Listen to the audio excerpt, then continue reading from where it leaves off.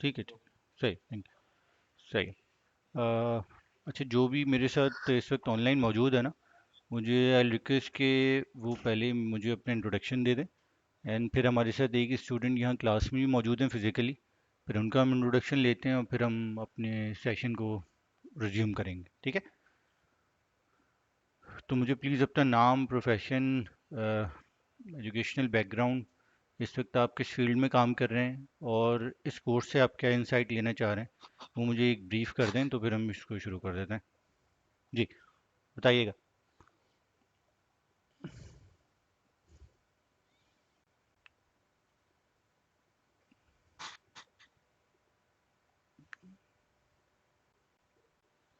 आवाज़ आ रही है आपको मेरी?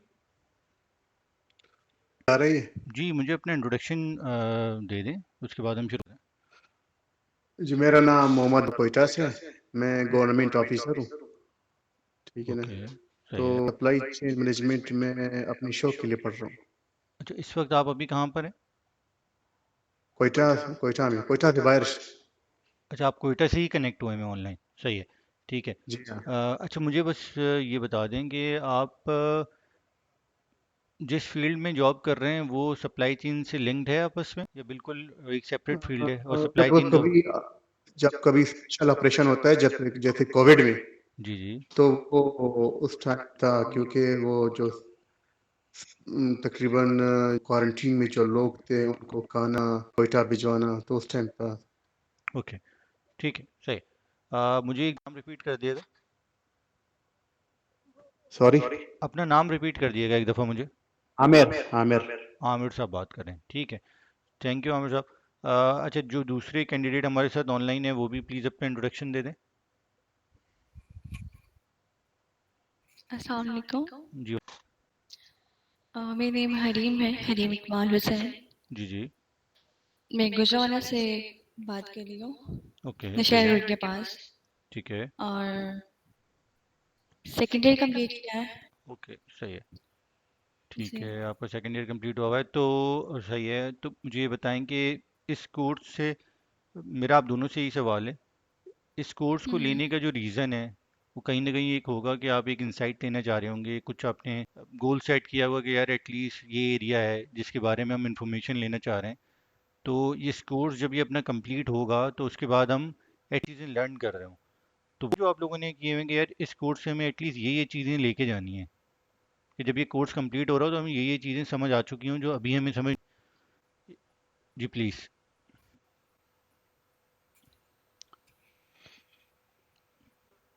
क्वेश्चन अच्छा मुझसे। ऐसा है सर, मैंने सर दोनों, बीका हुआ है, जी बीकॉम दोनों किया एक एक हुआ है, करके एमए बता दें। इसके अलावा मैं अक्सर सर मतलब मेरी कोशिश ये है कि मैं ऐसे कोर्स करूं, क्योंकि कभी मैं अगर बाहर जा रहा हूँ वैसे, ताकि आगे मुझे मिले चलें, ठीक है, इस डिग्री के थ्रू, सही ये है। डिप्लोमा। अच्छा, जो हमारे साथ फीमेल हैं इस वक्त ऑनलाइन, आपने क्या नाम बताया था अपना?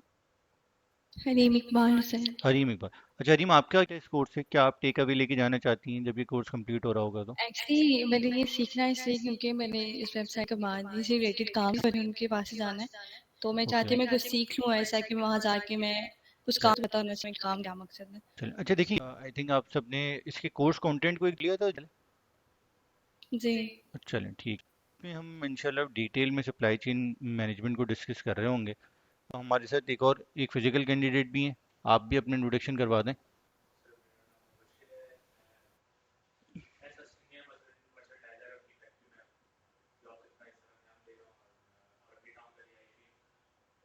ठीक है।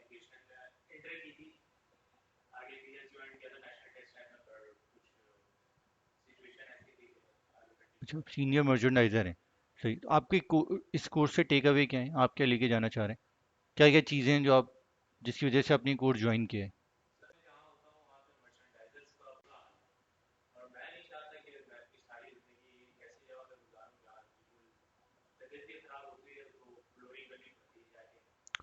अच्छा, आप मर्चेंडाइजिंग किस स्पेसिफिक चीज़ की कर रहे होते हैं?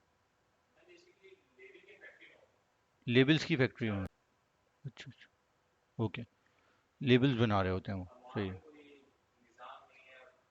ठीक है, ठीक, सही, चल गुड हो गया।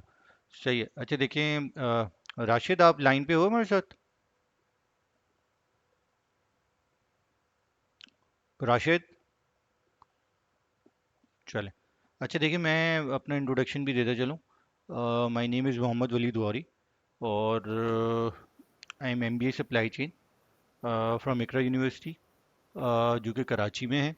और अगर मैं अपने इसके हवाले से बात करूं, सर्टिफिकेशन के हवाले से, तो इस वक्त मेरे पास एक सर्टिफिकेशन है जो ब्रासी यूएसए की है, सीपीसीएम सर्टिफिकेशन एंड मैनेजमेंट।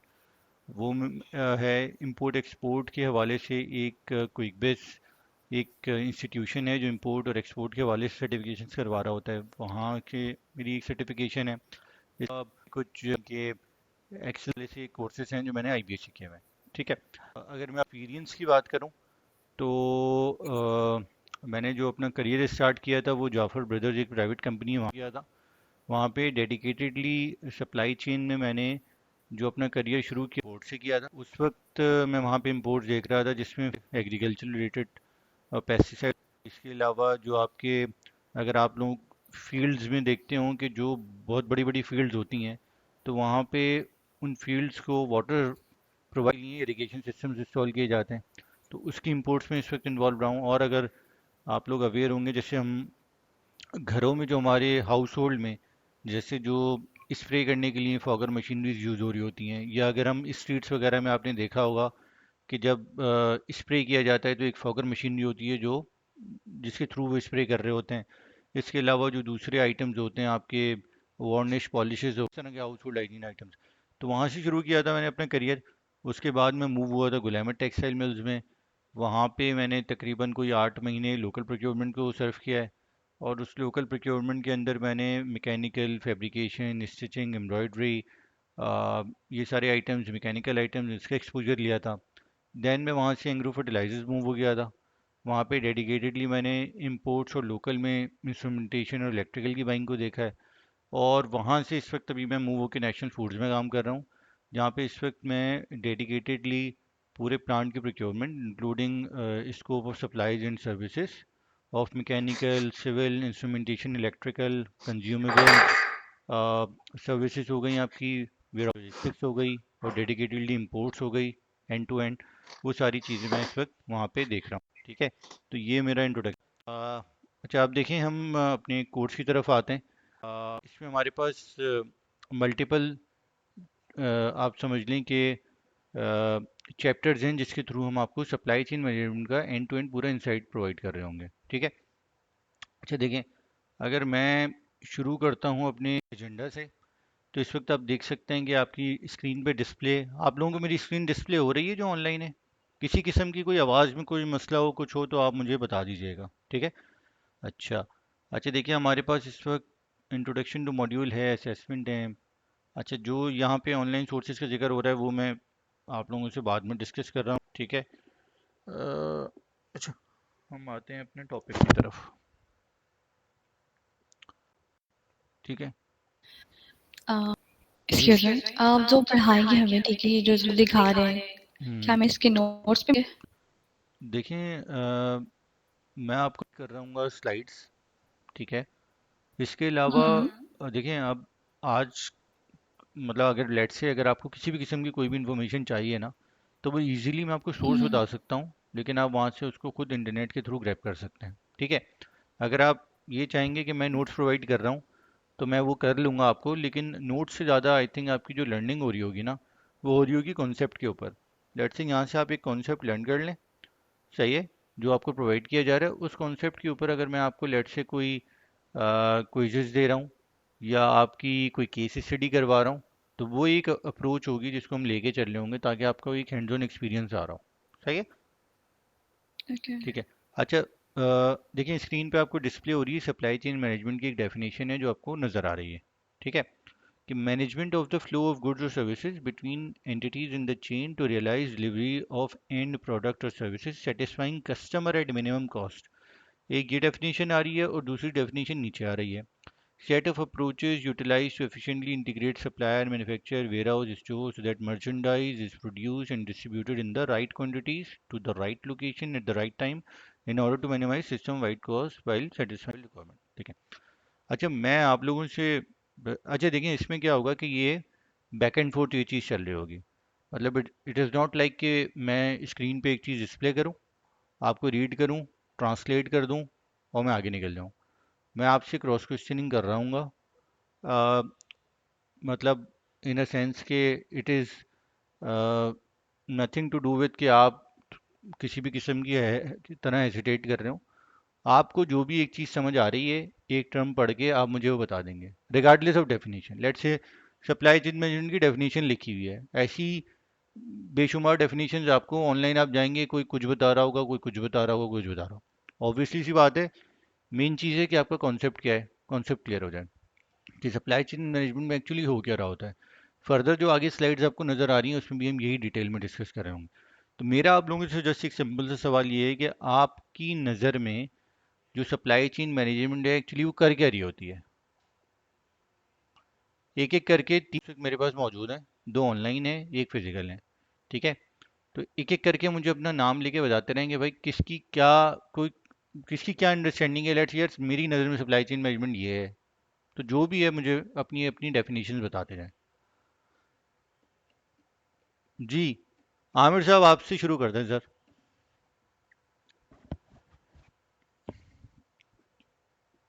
आमिर साहब साथ हैं आप में हमारे? पहले आप मुझे बता दें। सर जी आपकी आवाज़ कट रही है आपकी आवाज़ ये। थोड़ी बहुत ब्रेक हो रही है, समझ ही अब नहीं आ रही अंदर कुछ। अच्छा अच्छा अब आवाज़ सही आ रही है आप लोगों को मेरी? हम्म। चलें ठीक है। अच्छा मैं ये कह रहा था कि मुझे आप लोगों की नज़र आप लोगों के मतलब आपकी जो अंडरस्टैंडिंग है ना सप्लाई चेन मैनेजमेंट के हवाले से मुझे वो बताइए क्या है। पहले आमिर साहब बता दें फिर आप बता दिएगा। सर सप्लाई चेन का मतलब ये है ना, कोई अगर सिंपल वर्ड में बता दो, कोई फैक्ट्री में कोई चीज प्रोडक्शन हो रही हो ना, उसको मतलब जो रॉ मटेरियल फैक्ट्री को, वो भी सप्लाई चेन में है। जो फिनिश्ड प्रोडक्ट है उसको कंज्यूमर तक पहुंचाना, एंड यूजर तक पहुंचाना, ये सारा सप्लाई चेन मैनेजमेंट में आता है। ठीक है सर, थैंक यू। जी आप भी बताइए। जैसे लाइक एक शॉप होती है जहाँ पे सामान, जैसे जूतों की शॉप होती है, तो ऐसे जो फैक्ट्री में सामान होता है उन चीज़ों को दुकानों तक पहुंचाना है सप्लाई मैनेजमेंट ही होती है। इस तरह अदर कंट्रीज में पहुंचाना सब सप्लाई मैनेजमेंट है। ठीक है। फरहान ना, मुशीर मुशीर आप भी बता दें।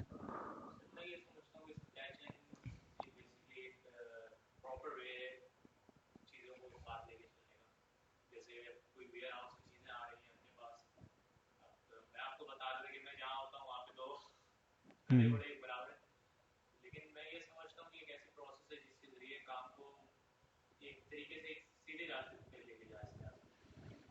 सही है ठीक है। ठीक है। अच्छा देखिए यार अगर मैं सही है आप सबने अपनी परमिशन दे दी। देखिए अगर मैं जैसे इसको बताऊँ ना कि यहाँ पे एक जो चीज़ लिखी हुई है ना कि management of the flow of goods और services between entities in the chain to realize delivery of end product or services satisfying customer at minimum cost। देखें फॉर एग्जांपल अब हम एग्जांपल लेके चलते हैं। देखिए जब मैं सप्लाई चेन की बात करूंगा तो लेट से मैंने कोई एक प्रोडक्ट उठा लिया। मिसाल के तौर पे मैं काम कर रहा हूँ नेशनल फूड्स में। नेशनल फूड्स क्या करती है आप सबको पता है, स्पाइसेस बनाती है, मसाले बनाती है, केचप बनाती है, मेयो बनाती है और दूसरे प्रोडक्ट्स हैं। मैंने उनका एक प्रोडक्ट उठा लिया। फॉर एग्जांपल मैंने उनका प्रोडक्ट उठा लिया मेयो, मेयोनीज जो बना रहे होते हैं। सही है। अच्छा अब देखें एक मेयोनीज जो बन रही है, सही है, उसके अंदर क्या क्या चीज़ें लग रही हैं। सही है ना। एक मेयोनीज जो बन रही है उसमें क्या क्या चीज़ें लग रही हैं अब आपको मैं ये समझाना चाहूँगा। फॉर एग्जांपल एक मेयो बन रही है, उसके लिए मुझे एग्स चाहिए।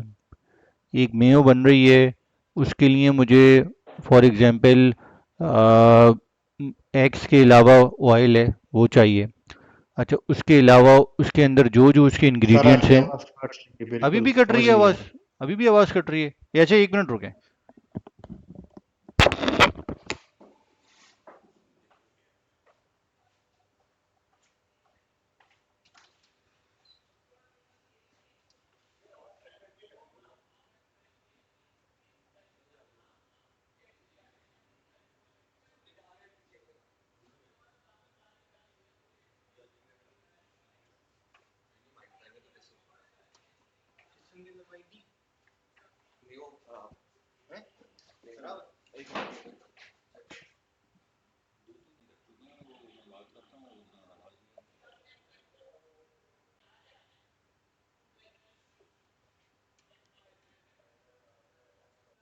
सर ये लेक्चर खत्म होने के बाद हमें ये लेक्चर पे वीडियो मिल सकता है फिर दोबारा या वगैरह? नोट्स दे देंगे आपको। ओके।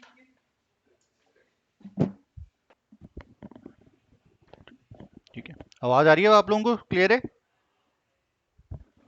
हेलो? अब ठीक है। जी ठीक है, सही है।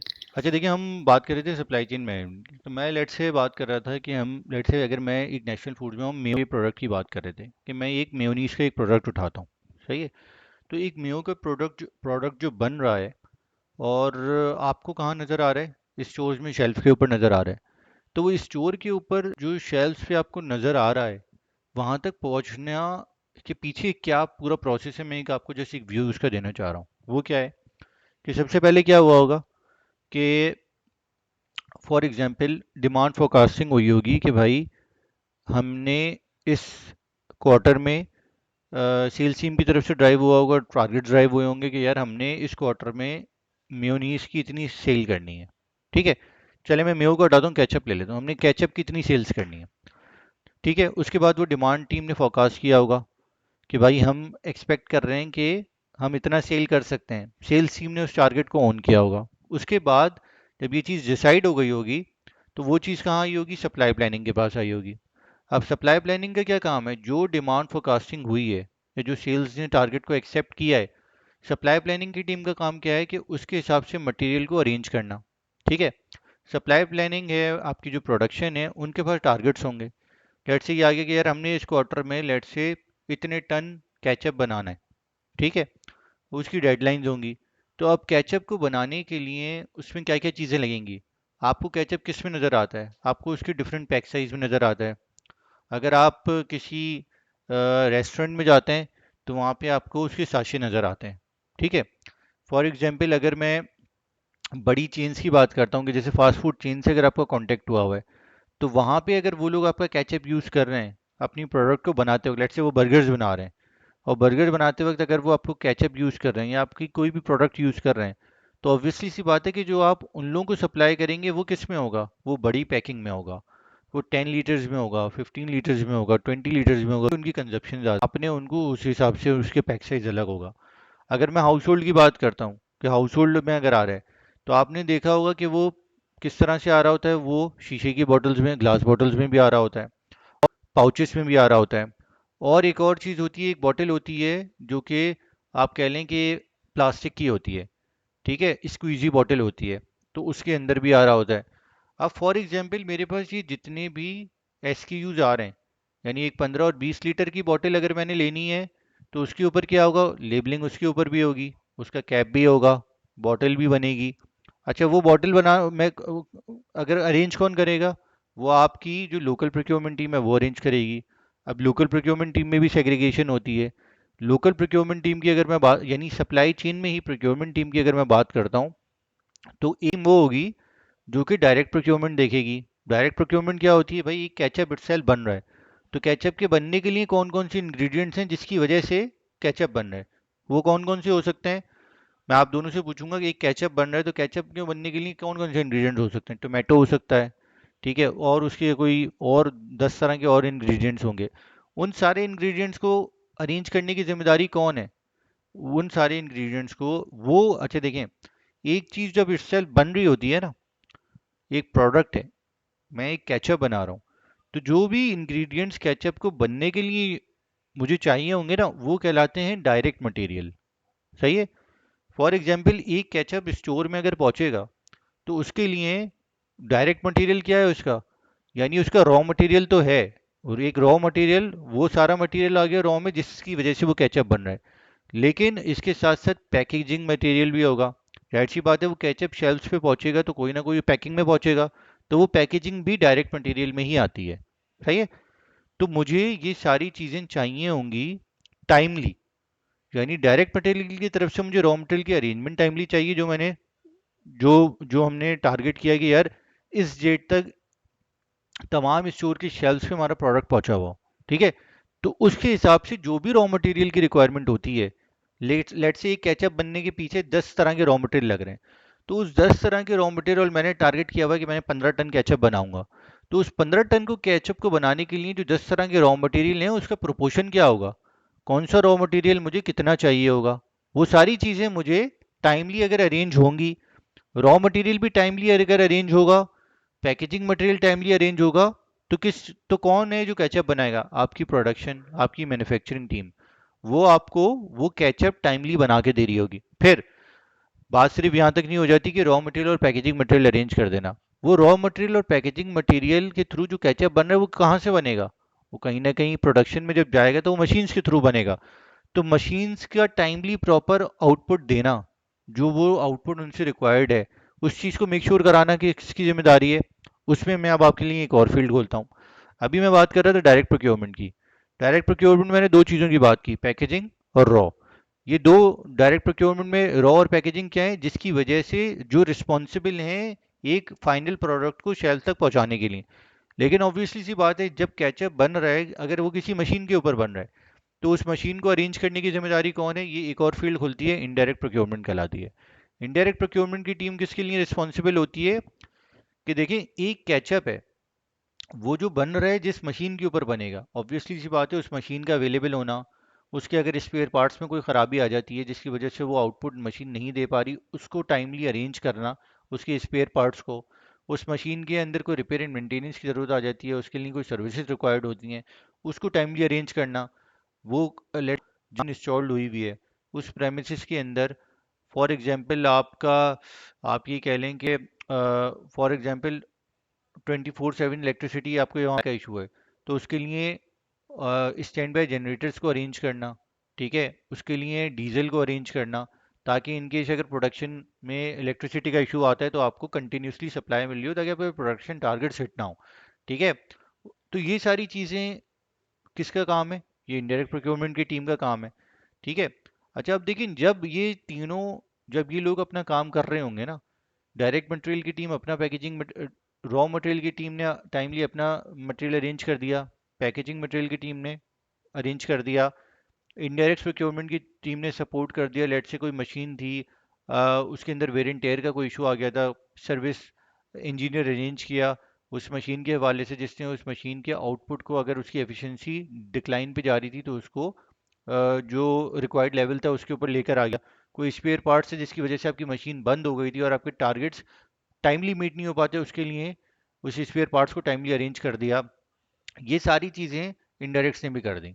और प्रोडक्शन प्रोडक्शन टीम ने आपके जो टाइम के ऊपर जो टारगेट्स थे उसके हिसाब से प्रोडक्शन टीम ने आपको वो टाइमली वो जो प्रोडक्ट की रिक्वायरमेंट थी वो उतना मैं बना भी दिया। यहाँ तक हो गया। अब देखें, अब एक और एरिया खुलता है कि हाँ ठीक है, मेरे पास मटेरियल तो तैयार हो गया, लेकिन ऑब्वियसली सी बात है कि मैंने मटेरियल तो पहुँचाना है। अब मैंने मटेरियल किसी एक जगह तो पहुँचाना नहीं है, मैंने मटेरियल कहाँ पहुँचाना होगा, मैंने मटेरियल हो सकता है सिंध के मल्टीपल एरियाज़ में पहुँचाना हो, पंजाब के मल्टीपल एरियाज़ में पहुँचाना हो, केपीके के मल्टीपल एरियाज़ में पहुँचाना हो, बलूचिस्तान के मल्टीपल एरियाज़ में पहुँचाना हो। तो उसके लिए मुझे कौन सपोर्ट करेगा, उस मटेरियल को टाइमली शेल्फ्स तक पहुँचाने के लिए मुझे कौन सपोर्ट करेगा। अच्छा जब मटेरियल तैयार हो जाता है तो कुछ सारा का सारा मटेरियल तो एकदम से नहीं बिकता ना, तो कुछ ना कुछ मटेरियल कहाँ जाएगा, वेयर हाउसिंग में जाएगा। मटेरियल अगर वेयर हाउसिंग में जाएगा तो मुझे वहाँ वेयर हाउस लेना पड़ेगा। ज़्यादातर वेयर हाउस क्या होते हैं, रेंटेड होते हैं। फिर वेयर हाउस के अंदर मुझे रिसोर्सेज को अलाइन करनी पड़ेंगी, जो मुझे ये बताएंगी, मुझे वहाँ पे कोई सॉफ्टवेयर इंस्टॉल करना पड़ेगा जो मुझे ये बताएगा कि मेरे स्टोर में कौन कौन सा material raw semi finish good की फॉर्म में पड़ा हुआ है, फिनिश गुड की फॉर्म में पड़ा हुआ है, रॉ की फॉर्म में पड़ा हुआ है, ठीक है। रॉ मटेरियल के वेयर हाउसेज अलग होते हैं, सेमी फिनिश गुड के अलग होते हैं, फिनिश गुड के अलग होते हैं, टैगिंग्स होती हैं, रिसोर्सेज होती हैं जो इन चीज़ों को मैनेज कर रही होती हैं। लेट से मैं बात कर रहा हूँ फिनिश गुड की, मेरा कैचअप है तैयार होकर फिनिश गुड के वेयर हाउस में पड़ा हुआ है, तो ऑब्वियसली सी बात है कितना मटेरियल तैयार होने के बाद प्रोडक्शन से निकल के मेरे वेयर हाउस के अंदर आ रहा है, इसकी इंफॉर्मेशन के लिए अकाउंटेबिलिटी के लिए कोई शख्स मौजूद होगा।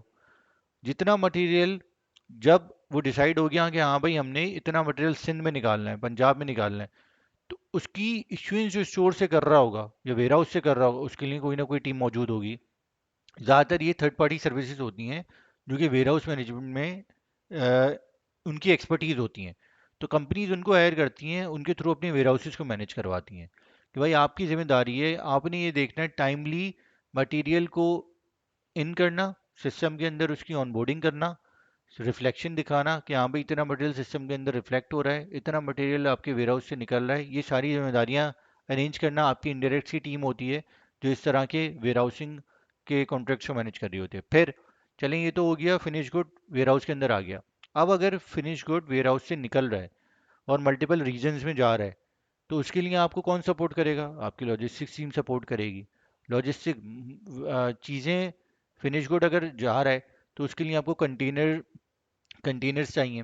अब कंटेनर्स आपको हो सकता है आपको कुछ आपके कंटेनर्स ऐसे हों जो आपकी प्रोडक्ट्स टेम्परेचर सेंसिटिव हो, तो एक सर्टेन टेम्परेचर चाहिए, तो उसके लिए आपके पास एक होता है जनरल पर्पस कार्गो, ठीक है, एक है ड्राई कंटेनर, कि मेरा प्रोडक्ट ऐसा है उसको कोई स्पेसिफिक टेम्परेचर की रिक्वायरमेंट नहीं है, लेकिन मेरा कोई एक ऐसा प्रोडक्ट है जिसके लिए एक स्पेसिफिक टेम्परेचर चाहिए, मुझे यहाँ से पिशावर पहुँचाना है, बाय रोड पहुँचाना है, ठीक है, लेकिन उसको टेम्परेचर सेंसिटिव मुझे चाहिए कि एक सर्टेन टेम्परेचर तक अगर मुझे उस प्रोडक्ट को मिलता रहेगा पिशावर पहुँचने तक, तो क्या होगा, मेरी प्रोडक्ट सेफली पहुँचेगी, अदरवाइज मेरी प्रोडक्ट क्या होगी, ख़राब हो जाएगी। सही है। तो ये सारी चीज़ों को मैनेज करना, ये सारी चीज़ों को मैनेज करना, देखिए ये मैं आपको बताने का मकसद क्या है, ये सारे एरियाज होते हैं जिसके थ्रू वो प्रोडक्ट जो होता है ना, वो शेल्फ पे आपको नज़र आ रहा होता है। डिस्ट्रीब्यूशन, उसके बाद आती है डिस्ट्रीब्यूशन, वेयर हाउस हो गई, लॉजिस्टिक्स हो गई, फिर डिस्ट्रीब्यूटर्स के पास ये माल जाता है, फिर डिस्ट्रीब्यूटर्स उनको शेल्फ्स के ऊपर अवेलेबल करते हैं, मर्चेंडाइजर्स जाते हैं, वो देखते हैं कि यार उनकी प्रोडक्ट कौन सी शेल्फ पे पड़ी हुई है, टाइमली शेल्फ पे नज़र आ रही है नहीं आ रही, कौन सी प्रोडक्ट है नेशनल फूड्स का, आपको वहाँ पे नज़र तो आ रहा होगा, वो एरिया नज़र आ रहा होगा, लेकिन नेशनल फूड्स की शेल्फ पे अगर प्रोडक्ट नज़र नहीं आ रही तो मर्चेंडाइजर्स का काम है, अगर प्रोडक्ट पड़ी नहीं है उनकी सेटिंग आउट हुई हुई है उसको टाइमली सेट करना, ठीक है, प्रोडक्ट को शेल्फ के ऊपर रिफ्लेक्शन नज़र आना है, कहते हैं ना eye ball is the by ball. तो ये सारी चीज़ें जब होती हैं तो एक कस्टमर को टाइमली प्रोडक्ट मिल रहा होता है, और उसी की वजह से सेल्स ड्राइव हो रही होती है, कंपनी के प्रॉफिट्स हो रहे होते हैं, कंपनी ग्रो कर रही होती है, अपने एक्सपेंसेस को मीट कर रही होती है, ठीक है। तो अगर आप ये देखा जाए तो भले फ्लो ऑफ गुड्स और सर्विसेज कह दिया खाली, लेकिन उसके पीछे ये सारी चीज़ें लग रही होती हैं। कोई सवाल है आप दोनों में से किसी का जो ऑनलाइन है?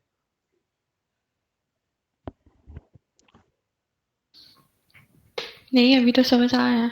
ठीक है, आपका कोई सवाल है मुश्किल? हम्म। ठीक है, हम नेक्स्ट स्लाइड पे मूव होते हैं। ओके। ठीक है। अच्छा, अब देखें यहाँ पे क्या दिखाया जा रहा है, कि यहाँ पे दिखाया जा रहा है कि ऊपर अगर आप देखें बीच में आपको एक फर्म नज़र आ रही है, सही है, जो ब्लू से आ रही है, अगर नज़र नहीं आ रहा है तो करीब जा सकते हो, मॉइस्चर, ठीक है, सही है। एक ऊपर आपको नज़र आ रहा है, अगर आप राइट और लेफ्ट पे देखें, एक आपको नज़र आ रहा है प्रोडक्ट का फ्लो, एक आपको नज़र आ रहा है इन्फॉर्मेशन का फ्लो, और मेरी स्लाइड की हेडिंग क्या है, supply chain management more realistic supply chain, खैर फर्म बीच में आ रही है, फर्म के नीचे क्या आ रहे हैं, बाई साइड पे क्या आ रहे हैं, first year supplier, second year, third year, resource base, और फर्म की अगर ऊपर देखें तो कस्टमर बेस आ रहा है, ठीक है।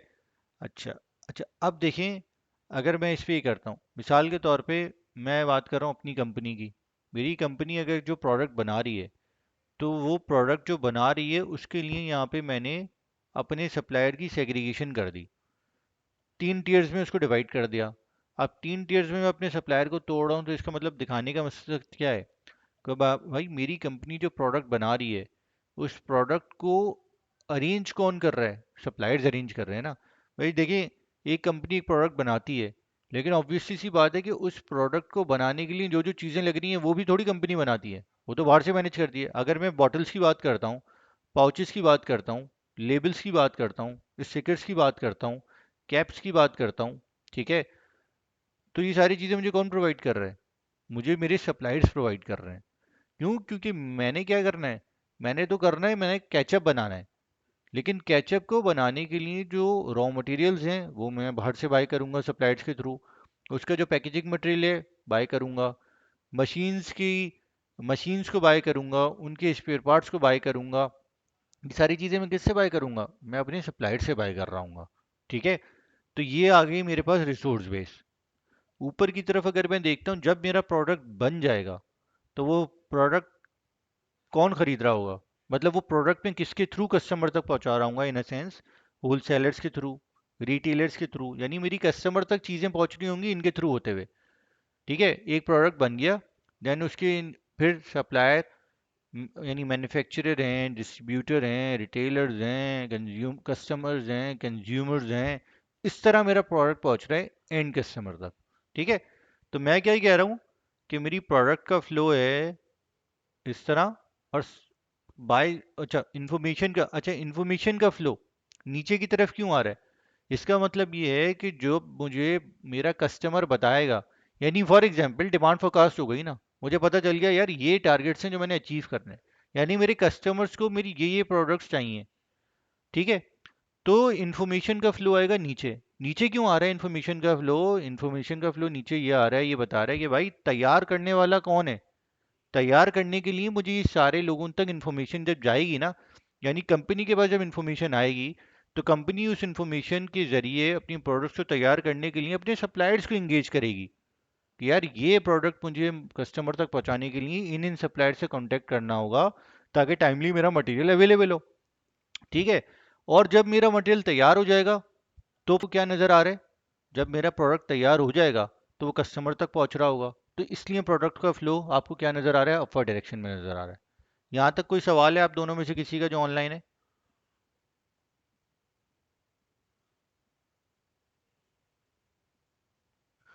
ठीक आवाज़ है।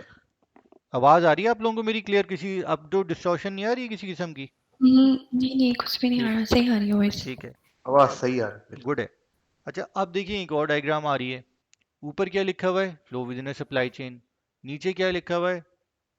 अच्छा अब मैं आप लोगों से रिक्वेस्ट करूंगा कि अब आप में से कोई इस स्टेप अप करे और जो भी उसकी अंडरस्टैंडिंग है इस डायग्राम के हवाले से बता दे, सही हो या गलत मुझे उससे कोई कंसर्न नहीं है। ठीक है, जिसकी जो समझ आ रहा है बता दे, सही समझ आ रहा है वो बता दे, गलत समझ आ रहा है वो मैं बता दे। बताती हूँ। हाँ बता। पहले जो सप्लाई करने के लिए वो फैक्ट्री तक सामान जाएगा, मतलब जो बनाया है वो सामान को फैक्ट्री तक लेके आएंगे। फिर ओके। आगे कस्टमर्स को देंगे। डायरेक्ट जो जिन जिन जैसे कस्टमर सामान आते हैं, जैसे मैं बता देती हूँ आपको कि जैसे हम बाजार जाते हैं कपड़े खरीदने के लिए, तो वो जो कपड़े दुकान पे लगे होते हैं, ठीक है, तो पहले वो एक फैक्ट्री से आते हैं, फिर आज से तो जिन जिन्होंने माल लेना होता है वो अपनी दुकान पे लेके आते हैं या वो पहुंचाते हैं, फिर उसके बाद हमें वो दिखाते हैं या हम खरीदते हैं। ठीक है, ऐसे ही है। सही बिल्कुल सही है। अच्छा देखिए हमने जब भी इस किस्म की डायग्राम्स को एक दफ़ा रिव्यू कर रहे होते हैं ना, हमने कोशिश ये करनी है कि जो एरोज की डायरेक्शन है ना, हम उसको एक दफ़ा ज़रा देखें, उससे हमें ज़रा हेल्प आउट हो जाती है कि यार ये फ्लो क्या बता रहा है। ठीक है, अब अगर मैं इस फ्लो को देखता हूँ तो मुझे ये फ्लो ये बता रहा है कि यार सप्लायर्स, ठीक है, के थ्रू मटेरियल, फॉर एग्जांपल मैं एक जनरल परसेप्शन बिल्ड कर रहा हूँ, सप्लायर के थ्रू मटेरियल अरेंज होके पहुंचा फैक्ट्री, फैक्ट्री ने उस मटेरियल के अगेंस्ट में अपनी फिनिश गुड तैयार की, फिनिश गुड तैयार होने के बाद उसने फैक्ट्री ने वो रिटेलर्स को निकाल दी, डिस्ट्रीब्यूटर्स को निकाल दी, कुछ चीज़ें थी फैक्ट्री ने कहा कि हम डायरेक्टली रिटेलर्स को देंगे। ठीक है, यानी फॉर एग्जांपल मैं बात करता हूँ एक टेक्सटाइल कंपनी की, गुल अहमद की।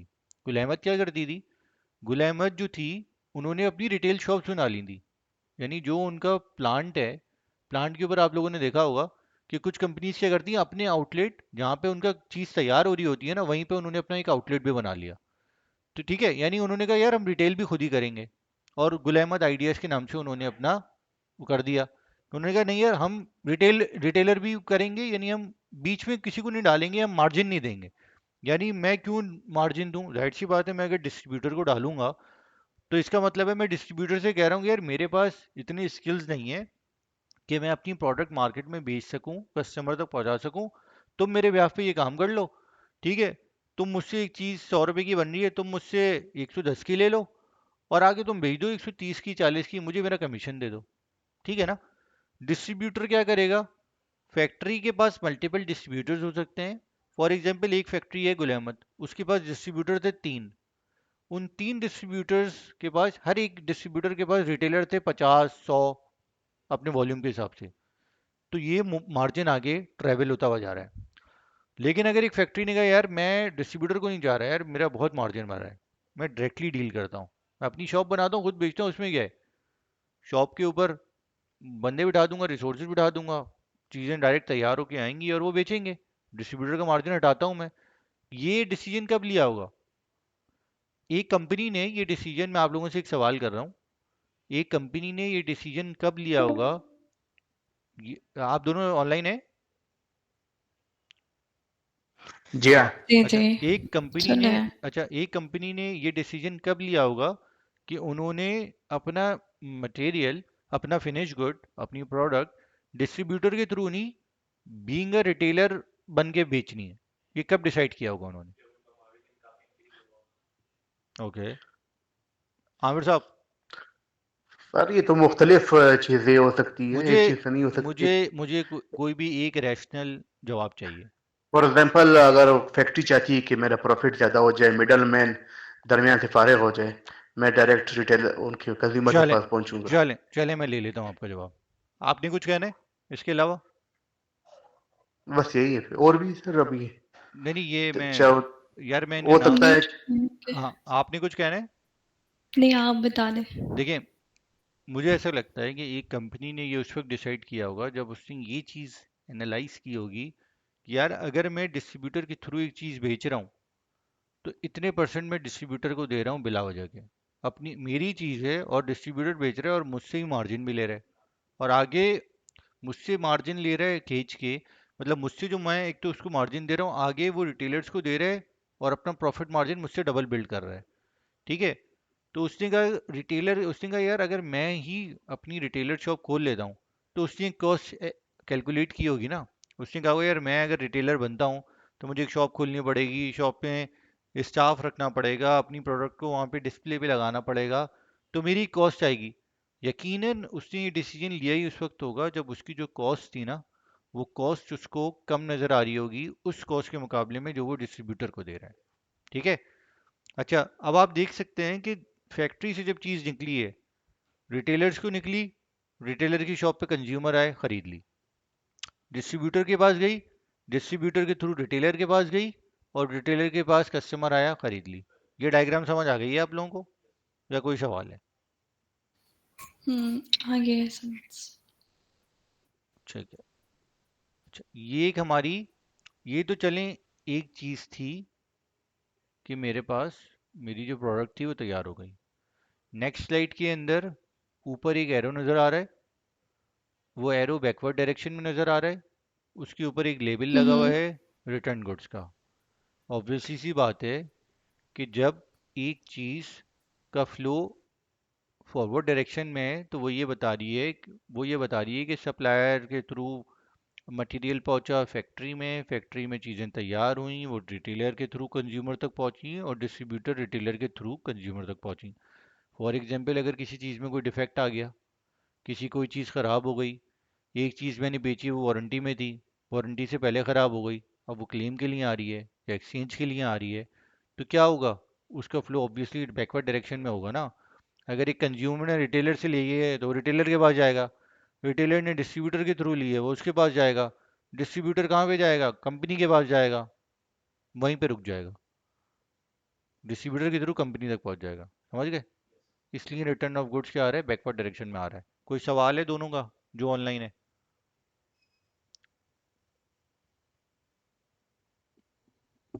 कोई सवाल है, आगे चलूं? नहीं नहीं, आगे चले सर। अच्छा, अब देखें, अब हम और आगे आ गए। अब क्या बता रहे हैं नेक्स्ट स्लाइड में? ठीक है भाई, गुड्स का फ्लो क्या था, लेकिन अभी मैंने आप लोगों को दो दफ़ा दोबारा एक्सप्लेन किया, मटेरियल का फ्लो कैसे होगा? फॉरवर्ड डायरेक्शन में होगा। समझ आ रहा है? जी मटेरियल का फ्लो फॉरवर्ड डायरेक्शन में हो रहा है, समझ आ रहा है दोनों के? जी हाँ जी। ठीक है, आगे चलते हैं फिर। कैश का फ्लो क्या होगा भाई? कैश का फ्लो उल्टा जाएगा, अच्छा, ये भी समझ आ रहा है? कैश का फ्लो कंज्यूमर बैकवर्ड से। क्यों है, समझ आ रहा है? जी हाँ। गुड हो गया, बहुत अच्छा। आप लोग तो कोर्स क्यों लिया आप लोगों ने? इंफॉर्मेशन का फ्लो, इंफॉर्मेशन का फ्लो क्या है भाई? इंफॉर्मेशन का फ्लो दोनों डायरेक्शंस में होगा। ऑब्वियसली सी बात है, इंफॉर्मेशन का फ्लो दोनों डायरेक्शंस में होने का मतलब क्या है कि फॉर एग्जांपल मेरी कंपनी एक प्रोडक्ट बना रही थी, ठीक है ना? अब मैं एक प्रोडक्ट बना रही थी मेरी, लेट्स से अगर मैं नेशनल फूड्स की बात करता हूँ, तो नेशनल फूड्स स्टार्ट हुए थे मसाले बनाने से, लेकिन आहिस्ता आहिस्ता उन्होंने अपने प्रोडक्ट पोर्टफोलियो के अंदर मल्टीपल चीज़ें ऐड की। उन्होंने मेयोनीज को ऐड किया डिमांड को देखते हुए, और कस्टमर की तरफ से उन्होंने देखें, कोई भी कंपनी अगर इस चीज़ के ऊपर डिसाइड करती है ना कि यार मैं एक चीज़ बना रही हूँ, तो क्यों ना मैं दूसरी चीज़ भी बनाना शुरू करूँ, तो ऑब्वियसली वो देखती है मार्केट में उस चीज़ की डिमांड कितनी है, उसके कंपेटिटर्स कितने हैं, देन फिर वो डिसीजंस ले रहे होते हैं। ठीक है ना? तो लेट्स से नेशनल फूड्स की अगर मैं बात करता हूँ, तो नेशनल फूड्स मसाले बना रही थी, उन्होंने केचप बनाना भी शुरू किया, अभी भी बना रहे हैं। मेयो बनाना शुरू किया, अभी भी बना रहे हैं। जैम्स बनाना शुरू किया, अभी भी बना रहे हैं। इसके अलावा वर्मिसिली, वर्मिसिली सवैयों को कहते हैं, वो बना रहे हैं, वो अभी भी बना रहे हैं।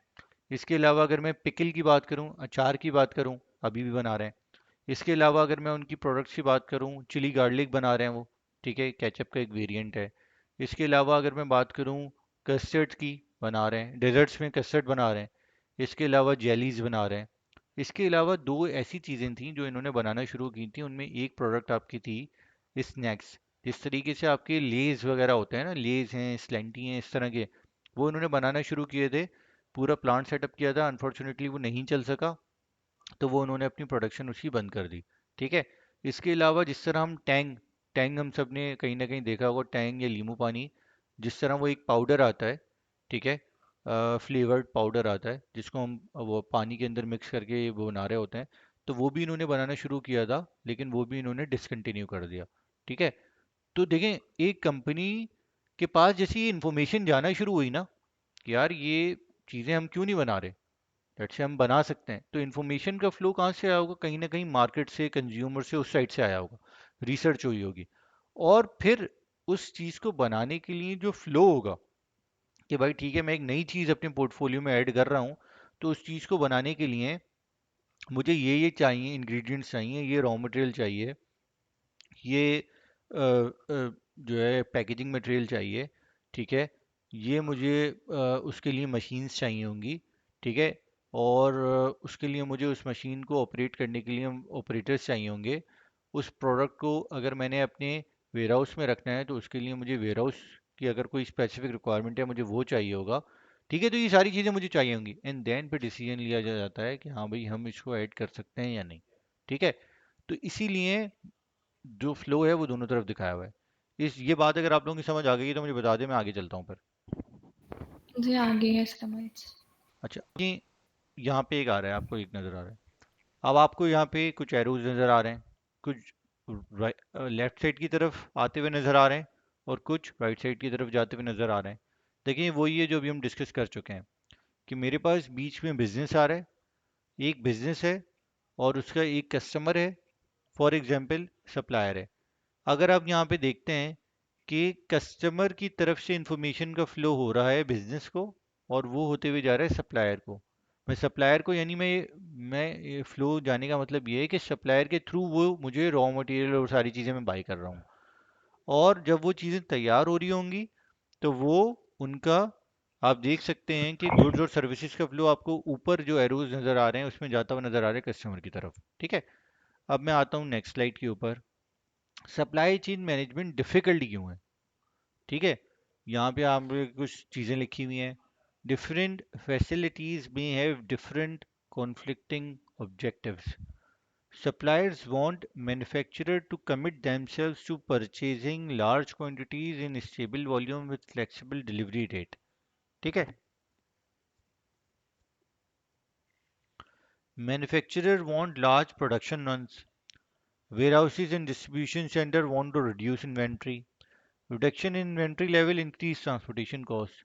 अब मैं आपसे ये चाहता हूँ कि चार पॉइंट हैं, तीन बंदे मेरे पास हैं, कोई भी एक एक पॉइंट पकड़े और मुझे बता दे इससे क्या समझ आ रहा है, बिना हेसिटेशन के।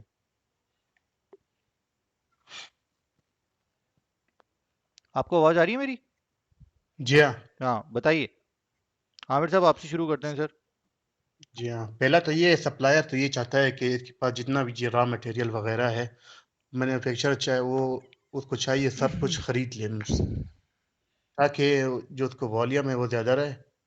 और इस तरह से मिसाल के तौर पर अगर मैं सप्लायर हूँ तो मैं चाहूँगा कि जो फैक्ट्री का ओनर है वो जो मुझसे जो पड़ा हुआ है रॉ मटेरियल वो मुझसे सारा ये खरीद ले, ताकि मेरा जो रॉ मटेरियल है वो कम हो जाए और मुझे पैसा आ जाए। डन है, डन है, सही है। सर हो गया आपका? चले, ठीक है। और कुछ से पॉइंट ऐड करना चाहेंगे इसमें आप? और वही है नंबर 2, जो manufacturer want large production runs, और जो फैक्ट्री का ओनर है वो चाहता है कि उसका प्रोडक्शन ज़्यादा हो, हम्म।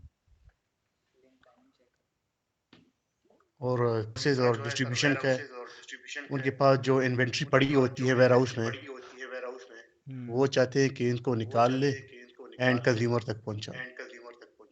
क्या हुआ?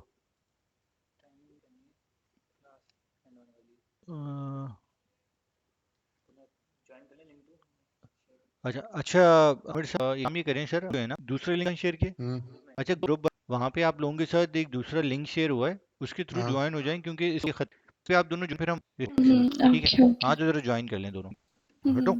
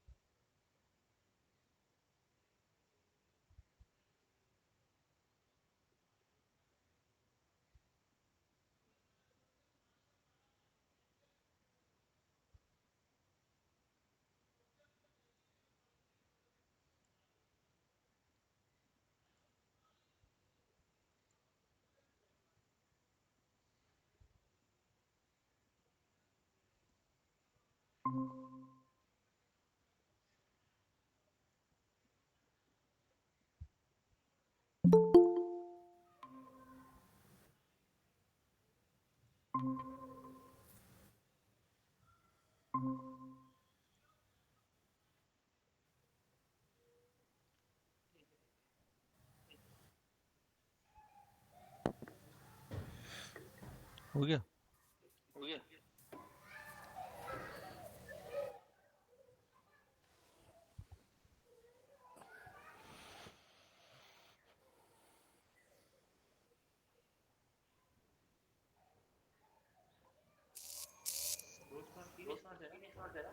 तीन गांधे, दो थे, तीसरा कौन था? तीसरा कौन था? नहीं भाई, एक मेल और एक फीमेल ही चल रहा है खाली। तीसरा भी एक था सर, तैयार नाम का था। अच्छा, वो कुछ बोल नहीं रहे थे। चलो, कर दूं कंटिन्यू? यार वो मसला ये हो रहा है कि वो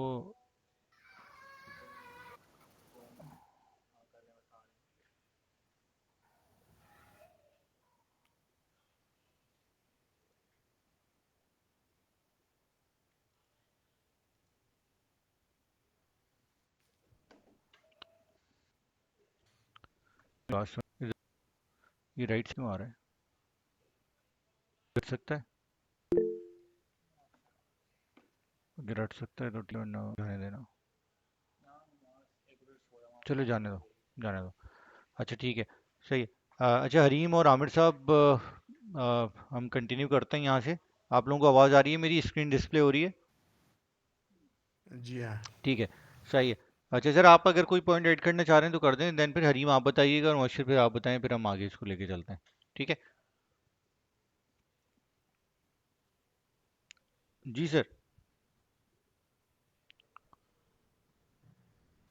ठीक है, आमिर साहब को मैंने तो कोई, बता दी। ठीक है, सही है। हरीम, आप कुछ ऐड करना चाह रही हैं तो बताइए।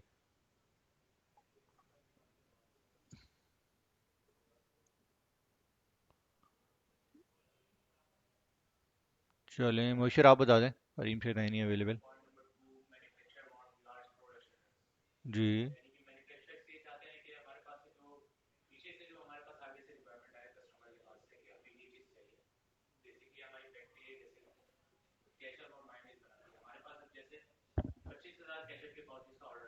हम्म।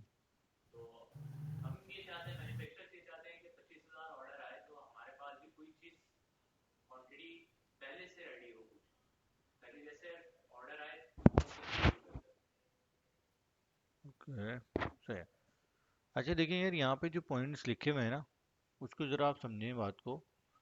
देखिए वो एक तरफ क्या कह रहे हैं कि suppliers want manufacturer to commit themselves to purchasing large quantities in stable volume with flexible delivery date. मिसाल के तौर पे मैंने ऑर्डर किया पाउचेस का, ठीक है। तो जब मैं पाउचेस का ऑर्डर कर रहा हूँ, तो ऑब्वियसली सी बात है कि मेरा जो सप्लायर है जिसको मैं पाउचेस का ऑर्डर दे रहा हूँ, ठीक है, अगर मैं उसको एक बड़ा वॉल्यूम दे रहा हूँ ऑर्डर में, तो ऑब्वियसली सी बात है कि इट इज़ नॉट पॉसिबल कि वो सारा का सारा मटेरियल एक डिलीवरी डेट के ऊपर रेडी कर दे। पहली चीज़। दूसरी चीज़ ये कि मैं मुझे हरगिज़ नहीं एक ही डिलीवरी डेट के ऊपर अपना सारा मटेरियल चाहिए। भाई मेरी जैसे जैसे प्रोडक्शन की प्लानिंग, देखें, फॉर एग्जांपल मैंने दे दिया कोई 2 लाख पाउचेस का ऑर्डर, तो मैं थोड़ी 2 लाख पाउचेस एक साथ डिलीवरी कराऊंगा। भाई 2 लाख पाउचेस अगर एक साथ पहुंच जाएंगे तो मैं उनको कहाँ रखूंगा वेयर हाउस के अंदर? मेरे वेयर हाउस में जगह ही 50,000 की रखने की है, तो मैं पाउचेस क्यों रखूंगा वहाँ पे 2 लाख पाउचेस? फिर पहली चीज़, इसलिए मुझे पाउचेस की डिलीवरी चाहिए as per the delivery schedule, ठीक है। यानी मैंने कहा यार मेरी प्रोडक्शन, मेरी जो प्लानिंग है, जो मेरी प्रोडक्शन प्लान है वो इस तरह से हुई हुई है कि मुझे इस डेट को इतने हज़ार पाउचेस चाहिए, इस डेट को इतने हज़ार पाउचेस चाहिए, इस डेट को इतने हज़ार पाउचेस चाहिए, ठीक है। मुझे एक साथ नहीं चाहिए, मुझे इस तरह ब्रेक हुआ हुआ चाहिए। पहली चीज़। दूसरी चीज़ देखें, अगर मैं एक साथ, जिस तरह आप लोग कह रहे थे ना कि भाई सप्लायर तो ये चाहता है कि सारा का सारा जो है उससे लार्ज क्वांटिटीज़ में परचेज़ किया जाए, तो मेरे भाई अगर मैं आपसे सारी चीज़ें लार्ज क्वांटिटीज़ में परचेज़ कर लूँगा, तो जब आप मटेरियल पहुँचा देंगे तो आप क्या करेंगे? मटेरियल पहुँचाने के बाद आपका क्या काम होता है? मटेरियल पहुँचाने के बाद आप मुझसे ये कहेंगे कि आप मुझे इस मटेरियल की रिसीविंग भी दें, आप कहेंगे आप मुझे इस मटेरियल के पैसे भी दें। तो अगर मैं सारा का सारा मटेरियल, यानी जो मेरे फाइनेंसेस हैं, मैं अगर एक जगह फंसा दूंगा, तो मैं दूसरी चीज़ें किस तरीके से मैनेज करूंगा भाई? तो किस तरह से मैनेज करूंगा? ऑब्वियसली सी बात है, अभी तो मेरी प्रोडक्ट बनेगी, उसके बाद वो डिस्ट्रीब्यूशन होगी, वो मार्केट में जाएगी, वो बिकेगी, उसके बाद मेरे पास उसका रिटर्न आएगा, ठीक है। तो ये जो मैं क्रेडिट टर्म्स रखता हूँ, इसके पीछे एक वजह है ना, कि मुझे लगता है कि भाई मुझे, मैं इस पीरियड में अपना साइकिल कहीं ना कहीं कंप्लीट कर रहा हूँगा, मेरे पास रिटर्न आना शुरू हो जाएगा, तो मैं इस पोजीशन में होऊंगा कि मैं आपको जो है वो पे कर सकूं, जो मैं आपसे चीज़ खरीद रहा हूँ उसका, ठीक है ना। तो इसीलिए। सर सारी तो उधार पे तो नहीं होते। तो बिल्कुल ऐसे ही है सर, कॉरपोरेट के अंदर इस वक्त क्रेडिट चल रहा है। और मैं अगर आपसे ये कहूँ ना कि ऐसा हरगिज़ नहीं है कि पाकिस्तान के अंदर ही क्रेडिट चल रहा है, तो ये गलत होगा। मैं इनफैक्ट अगर आपसे ये कहूँ कि अगर आप इंटरनेशनल ट्रेड की बात करें, इंशाल्लाह हम आगे जाके, अगर आप साथ रहते हैं हमारे पूरे सेशंस में, तो आप देखेंगे कि आगे जाके ऐसा नहीं होता कि सिर्फ लोकल सप्लायर्स ही बेचारे ऐसे हैं जिनसे क्रेडिट लिया जा रहा है, नहीं। इंटरनेशनल सप्लायर्स भी आपको क्रेडिट ऑफर कर रहे होते हैं, क्यों? क्योंकि आपकी इंटरनेशनल मार्केट की डिमांड है। हाँ, बस बात ये है कि वहाँ पे ट्रांसपेरेंसी है, वहाँ पे ट्रस्ट है। एक चीज़ होती है नहीं ट्रस्ट, बात वहाँ पे तो ट्रस्ट है। ठीक है, वो तो मानता हूँ। थोड़ा बहुत तो पेमेंट तो करना ही पड़ता है ना कुछ। नहीं सर, अगर फुल तो ऑफ ऑफ नहीं तो 25% इतना तो सर करना पड़ता सर है। ऐसा बिल्कुल भी नहीं है, डिपेंड ऑन द रिलेशनशिप, ठीक है। अच्छा। आपकी ऐसा हरगिज़ नहीं है कि जहाँ पे जब आपके सप्लायर्स काम कर रहे होते हैं, तो हाँ ठीक है, आप उनके अपने सप्लायर्स को देखें, आप अपने सप्लायर्स से देखें, आपने ये एक ऐसा रिलेशनशिप है जिसमें आपने भी सप्लायर को सपोर्ट करना है और आपके सप्लायर ने भी आपको सपोर्ट करना है, ठीक है। आप उसको ओ, किस तरीके से सपोर्ट कर सकते हैं कि हाँ भाई ठीक है, उसने कहा यार मैं, मेरे पास और मल्टीपल ऑर्डर्स भी लगे हुए हैं, तो मैं इस ऑर्डर को इस तरह फुलफिल नहीं कर पाऊंगा, आप क्वांटिटी मुझसे कुछ कम ले लो। और ऑब्वियसली आपने क्या मेक श्योर करना है कि एक चीज़ का कोई एक सप्लायर ना हो। अभी हम वो चीज़ आगे जाके देखेंगे कि अगर आप एक सप्लायर ही के ऊपर डिपेंडेंट हो जाएंगे, तो ऑब्वियसली सी बात है कि वहाँ पे आपको चैलेंज आ सकता है ना। अगर आपका सप्लायर प्राइसेस बढ़ाना चाहेगा, आप क्या करेंगे अगर आपके पास एक ही सप्लायर होगा? ठीक है। इसी तरीके से आप अपने सप्लायर को भी सपोर्ट कर रहे होते हैं, ठीक है यार, आप उसको कह देंगे ठीक है यार, मैं, तुम डिलीवरी इस डेट को नहीं दे पा रहे, तो डिलीवरी डेट में एक्सटेंड कर देता हूँ, उस डेट को पहुँचा दो। वो कहता है यार मेरे पास फंड्स का इशू है, लेट से ऑर्डर वैल्यू बहुत बड़ी है, तो मेरे पास कैपिटल नहीं है, हाँ ठीक है, आप कह दो ठीक है यार मैं क्रेडिट टर्म रिड्यूस कर देता हूँ, मैं चलो एडवांस देने का भी सोच लेता हूँ। ये सारी चीज़ें बैकएंड, ये एक ऐसी सपोर्ट है जो दोनों तरफ की होती है, ये एक तरफ की सपोर्ट नहीं है, इसमें दोनों तरफ एक तरह से चल, ठीक है। अच्छा, इसी तरीके से मैन्युफैक्चरर्स वांट लार्ज प्रोडक्शन। आमतौर पे लार्ज प्रोडक्शन रन की बात ये हो रही है कि फॉर एग्जांपल 1 घंटे के अंदर मेरी एक चीज़ की प्रोडक्शन है, मैं 10,000 यूनिट्स बना रहा हूँ, तो ऑब्वियसली उसकी एक कॉस्ट है, ठीक है, जो मुझे लग रही है कि मुझे एक चीज़ पूरी तैयार करने में मेरी पर यूनिट कॉस्ट क्या आ रही है। फॉर एग्जांपल मेरी मशीन की एफिशिएंसी है 15,000 यूनिट्स बनाने की, तो अगर मैं अपनी मशीन की एफिशिएंसी फुली यूटिलाइज करूंगा तो मेरी पर यूनिट कॉस्ट जो है वो क्या होगी, डिक्रीज होगी, इंक्रीज होगी, या वहीं रहेगी? डिक्रीज होगी ना भाई, ठीक है ना। तो ये है, इसीलिए ये जो लार्ज प्रोडक्शन रन है इसकी बात वहाँ पे हो रही है, ठीक है। तीसरी चीज़ आते हैं कि भाई देखिए, मैं अगर अपना मटेरियल सिर्फ उस अपनी वेयर हाउस में भरता रहूँगा, ठीक है, तो उसकी वजह से क्या होगा कि मेरी इन्वेंट्री कॉस्ट पाइल अप होना शुरू हो जाएगी। भाई मैंने एक वेयर हाउस लिया हुआ है, मैंने ये अपनी वेयर हाउस में, मेरा बहुत बड़ा वेयर हाउस है, उसमें 10 लोगों का मटेरियल रखा हुआ है, 10 डिफरेंट कंपनीज का मटेरियल वहाँ पे रखा हुआ है, और मैंने वहाँ पे पर पैलेट के हिसाब से मैं उसको पे कर रहा हूँ, या पर स्क्वायर फुट के हिसाब से पे कर रहा हूँ, ठीक है। अब फॉर एग्जांपल मेरे पर स्क्वायर फुट जो मैंने वेयर हाउस में जगह ली हुई है, या पर पैलेट पोजीशन के हिसाब से जो मैं उसको पे कर रहा हूँ अपने वेयर हाउस को, वेयर हाउस जिससे मैंने लिया हुआ है रेंट के ऊपर, उससे उसको मैं कॉस्ट पे कर रहा हूँ ना। तो फॉर एग्जांपल मैंने अभी ली हुई है 1000 स्क्वायर फुट, एरिया के हिसाब से मैं पे कर रहा हूँ। अब अगर मैं मटेरियल वहाँ पे भर दूंगा लाके, 1100 स्क्वायर फुट पे मटेरियल भर दूंगा, तो वो 100 स्क्वायर फुट के पैसे मुझे देना पड़ेंगे ना, तो मेरी कॉस्ट बढ़ेगी ना। तो वेयर हाउस के एंड से क्या है कि यार इन्वेंट्री इतनी नहीं रखनी चाहिए, क्यों? क्योंकि इन्वेंट्री को मैनेज करने में चैलेंजेस क्या होते हैं कि आपने उनको पैलेट्स के ऊपर प्रॉपरली रखना है। वहाँ पे आपका क्या चलेगा कि आपने ये इस चीज़ को मैनेज करना है कि कौन सी इन्वेंट्री कब एक्सपायर हो रही है। तो जो इन्वेंट्री जिसकी एक्सपायरी नियर है वो चीज़ पहले जा रही हो प्रोडक्शन में, जिसकी एक्सपायरी बाद में है वो चीज़ उसी हिसाब से मैनेज हुई हुई हो, ठीक है, वेयर हाउस प्रॉपरली मैनेज हुआ हो, तो ये सारी चीज़ें भी आप मेक श्योर कर रहे होते हो ना। इसीलिए वेयर हाउस और डिस्ट्रीब्यूशन वालों की क्या होती है कि इन्वेंट्री इतनी ना हो, ताकि हमारी इन्वेंट्री और होल्डिंग कॉस्ट उसको हम मैनेज कर सकें। तीसरी चीज़ आ रही है reduction in inventory level in case transportation. अच्छा, रिडक्शन इन, अच्छा आप क्या कहते हैं कि फॉर एग्जांपल एक सप्लायर है, मैं उससे 50,000 पाउचेस की अगर डिलीवरी लूँगा, तो वो फॉर एग्जांपल एक 20 फुट के कंटेनर में उसने डाल के मुझे भेज दिए। मैंने कहा मुझे 50,000 इस तरह नहीं चाहिए, मुझे 10,000 के पाउचेस चाहिए और डिलीवरी 50,000 की 5 दफ़ा चाहिए, 10-10 हज़ार में चाहिए। तो वहाँ पे एक चीज़ क्या आ जाती है कि भाई ठीक है, आपने कहा इन्वेंट्री कॉस्ट हम बचा लेते हैं, लेकिन उसकी वजह से मेरी दूसरी चीज़ क्या बढ़ रही है, ट्रांसपोर्टेशन कॉस्ट बढ़ रही है। तो ये सारी चीज़ों को हम, ये जो डिफ़िकल्ट की बात हो रही है ना, कि हमने देखना ये होता है कि कौन सा ऑप्शन फीजिबल है जिसके ऊपर सारे लोग अग्री करें, और हम अपनी एफिशिएंसी को मैक्सिमम पे जाके यूटिलाइज कर सकें, और ये सारी चीज़ों की जो कॉस्ट एडिशनल लग सकती है उसको मैनेज कर सकें। इसीलिए यहाँ पे वर्ड यूज़ हो रहा है कि सप्लाई चेन मैनेजमेंट को डिफ़िकल्ट है। अच्छा, हर जो एरिया है उसकी डिफरेंट एक्सपर्ट्स हैं, हर एरिया एक डिफरेंट एरिया है, वहाँ पे जो काम लोग कर रहे हैं उनकी अपनी एक्सपर्टीज़ है, उनकी एक्सपर्टीज जो डिफरेंट एरियाज में काम कर रहे हैं, वो डिफरेंट डिपार्टमेंट्स में काम कर रहे हैं, जब वो सारी चीज़ें कंपनी के जो गोल कंपनी ने रखा हुआ होता है, जब वो सारी चीज़ें अपनी कंपनी के गोल के हिसाब से अलाइन करेंगे ना, तो वो फिर कंपनी का जो गोल है वो एक तरह से अचीव हो रहा होगा। अगर हर कोई डिपार्टमेंट अपने गोल को अचीव करने में लग जाएगा, ठीक है, नहीं यार मैंने तो इन्वेंट्री नहीं रखनी, वो कहेगा नहीं यार मैंने ट्रांसपोर्टेशन कॉस्ट इतनी बढ़ रही है, लॉजिस्टिक्स वाला कहेगा, ठीक है, वो कहेगा नहीं यार मैं जो है मैं ज़्यादा मटेरियल बनाऊंगा। तो ये सारी चीज़ें आप मैनेज करते हैं सारे स्टेकहोल्डर, तो फिर कंपनी के गोल्स भी अचीव हो रहे होते हैं इन अ शॉर्ट, ठीक है। यहाँ तक कोई सवाल है, आगे चलो।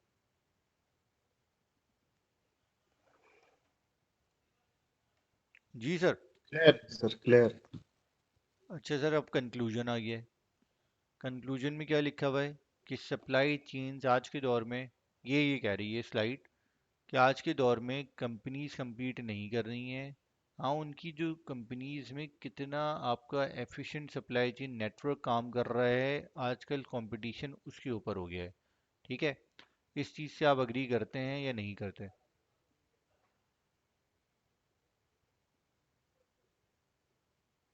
हाँ भाई, करते हैं सारे। ऑनलाइन कितने हैं इस वक्त मेरे पास मौजूद? अकेला मैं ही हूँ मेरे ख्याल सर। आप ही हैं? चलें। ये अच्छा, भी देखती हूँ हाँ। ठीक है। क्या? अच्छा, आप देखें, दूसरा पॉइंट क्या आ रहा है, most of the opportunities for cost reduction and value enhancement lie at the interface between supply chain partners।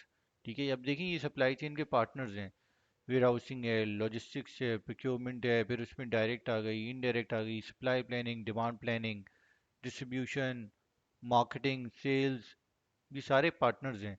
ठीक है, तो ये जो कह रहे हैं ना, मोस्ट ऑफ द अपॉर्चुनिटी, ये जो कॉस्ट रिडक्शन के हवाले से बात हो रही है, ठीक है, और वैल्यू इन्हेंसमेंट के हवाले से बात हो रही है, ये इन्हीं सप्लाई चेन पार्टनर्स के दरमियान लाई करेगी। ठीक है, इन्होंने ही कोई वे आउट निकालना है जिसके थ्रू वैल्यू इन्हेंसमेंट की तरफ भी ये जा रहे हो, कॉस्ट रिडक्शन की तरफ भी जा रहे हो, और कस्टमर के पास चीज़ टाइमली भी पहुंच रही हो। ठीक है, तीसरा पॉइंट आता है, supply chain competitiveness is based upon the value added activities through the supply chain. ठीक है भाई, एक सप्लाई चेन competitive किस तरह होगी, वो ये कह रहे हैं कि उसके लिए आपने वैल्यू एडेड एक्टिविटीज करनी होंगी। अब वैल्यू एडेड एक्टिविटीज बहुत सारी हो सकती हैं।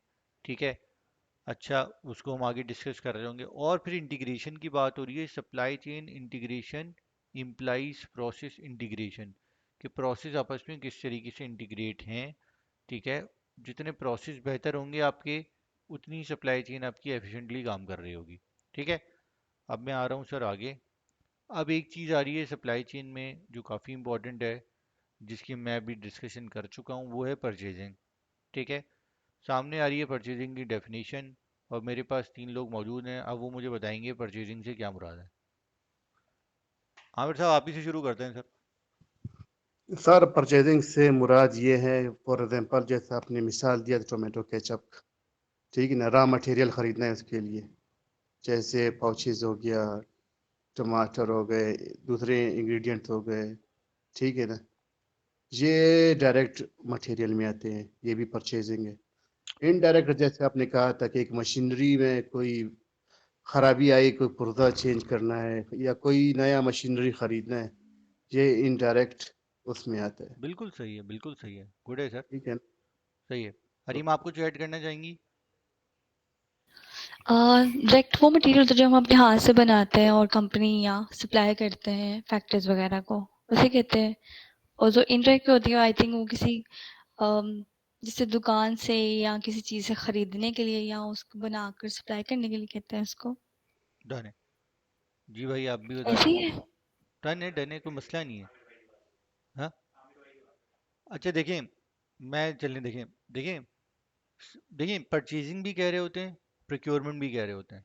प्रोक्योर का मतलब भी है, और परचेज, अच्छा देखें, अच्छा देखिए, यहाँ पे ज़रा एक चीज़ आप लोगों ने देखनी है, जब मैं परचेजिंग की बात करूँगा या प्रोक्योरमेंट की बात करूँगा, तो मैं दो चीज़ों की बात करूँगा। मैं या तो बात कर रहा हूँ गुड्स की, अगर मैं गुड्स की बात कर रहा हूँ तो उसमें डायरेक्ट मटेरियल की सारी चीज़ें आ गई, इनडायरेक्ट मटेरियल की सारी चीज़ें आ गई। डायरेक्ट मटेरियल की फर्दर सेग्रीगेशन कर दूंगा, तो डायरेक्ट मटेरियल में मेरे पास रॉ मटेरियल आ गया, पैकेजिंग मटेरियल आ गया। इनडायरेक्ट के अंदर जो भी मेरी, यानी एक चीज़ को बनने के लिए जो चीज़ें लगनी है वो तो डायरेक्ट हो गई, लेकिन एक चीज़ को बनने के लिए जो जो चीज़ें सपोर्ट कर रही हैं, उन रॉ मट डायरेक्ट के अलावा वो सब की सब इनडायरेक्ट हैं। ठीक है, सही है। अच्छा, सर्विसेज की बात करूंगा। अब सर्विसेज में, जिस तरह मैं आपको कह रहा हूँ, मुझे ट्रांसपोर्टेशन चाहिए, मुझे वेयरहाउसिंग चाहिए, लॉजिस्टिक्स चाहिए। ठीक है, मेरे पास प्लांट के ऊपर मशीन्स लगी हुई हैं, उन मशीन्स की प्रॉपर रिपेयर एंड मेंटेनेंस के लिए मुझे लोग चाहिए। ठीक है, मेरे पास मशीन की, लेट्स से भाई मेरे जब गुड्स बनते हैं तो मैंने वहाँ पे रैकिंग की हुई है, तो वहाँ रैकिंग के लिए मुझे सर्विसेज चाहिए।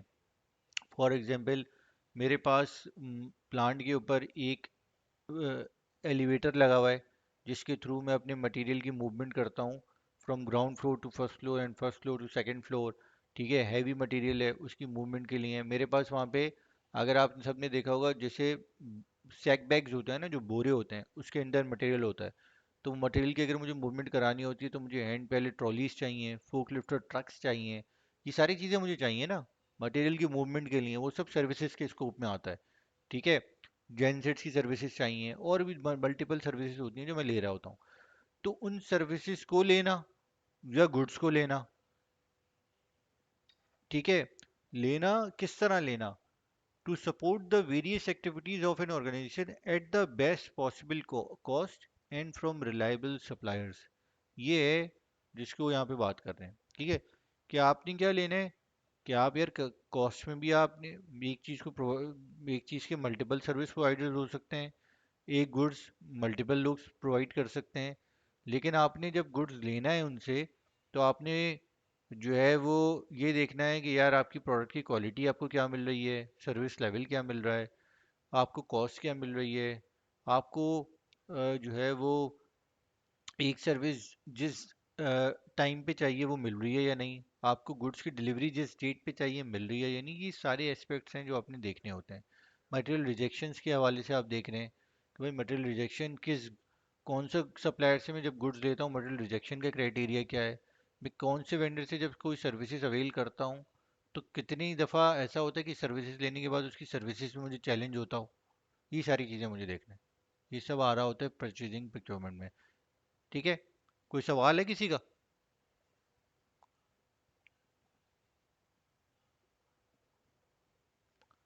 ठीक है। अच्छा, अब हम आते हैं purchasing professionals goal to a company should be to provide. सही है। अच्छा।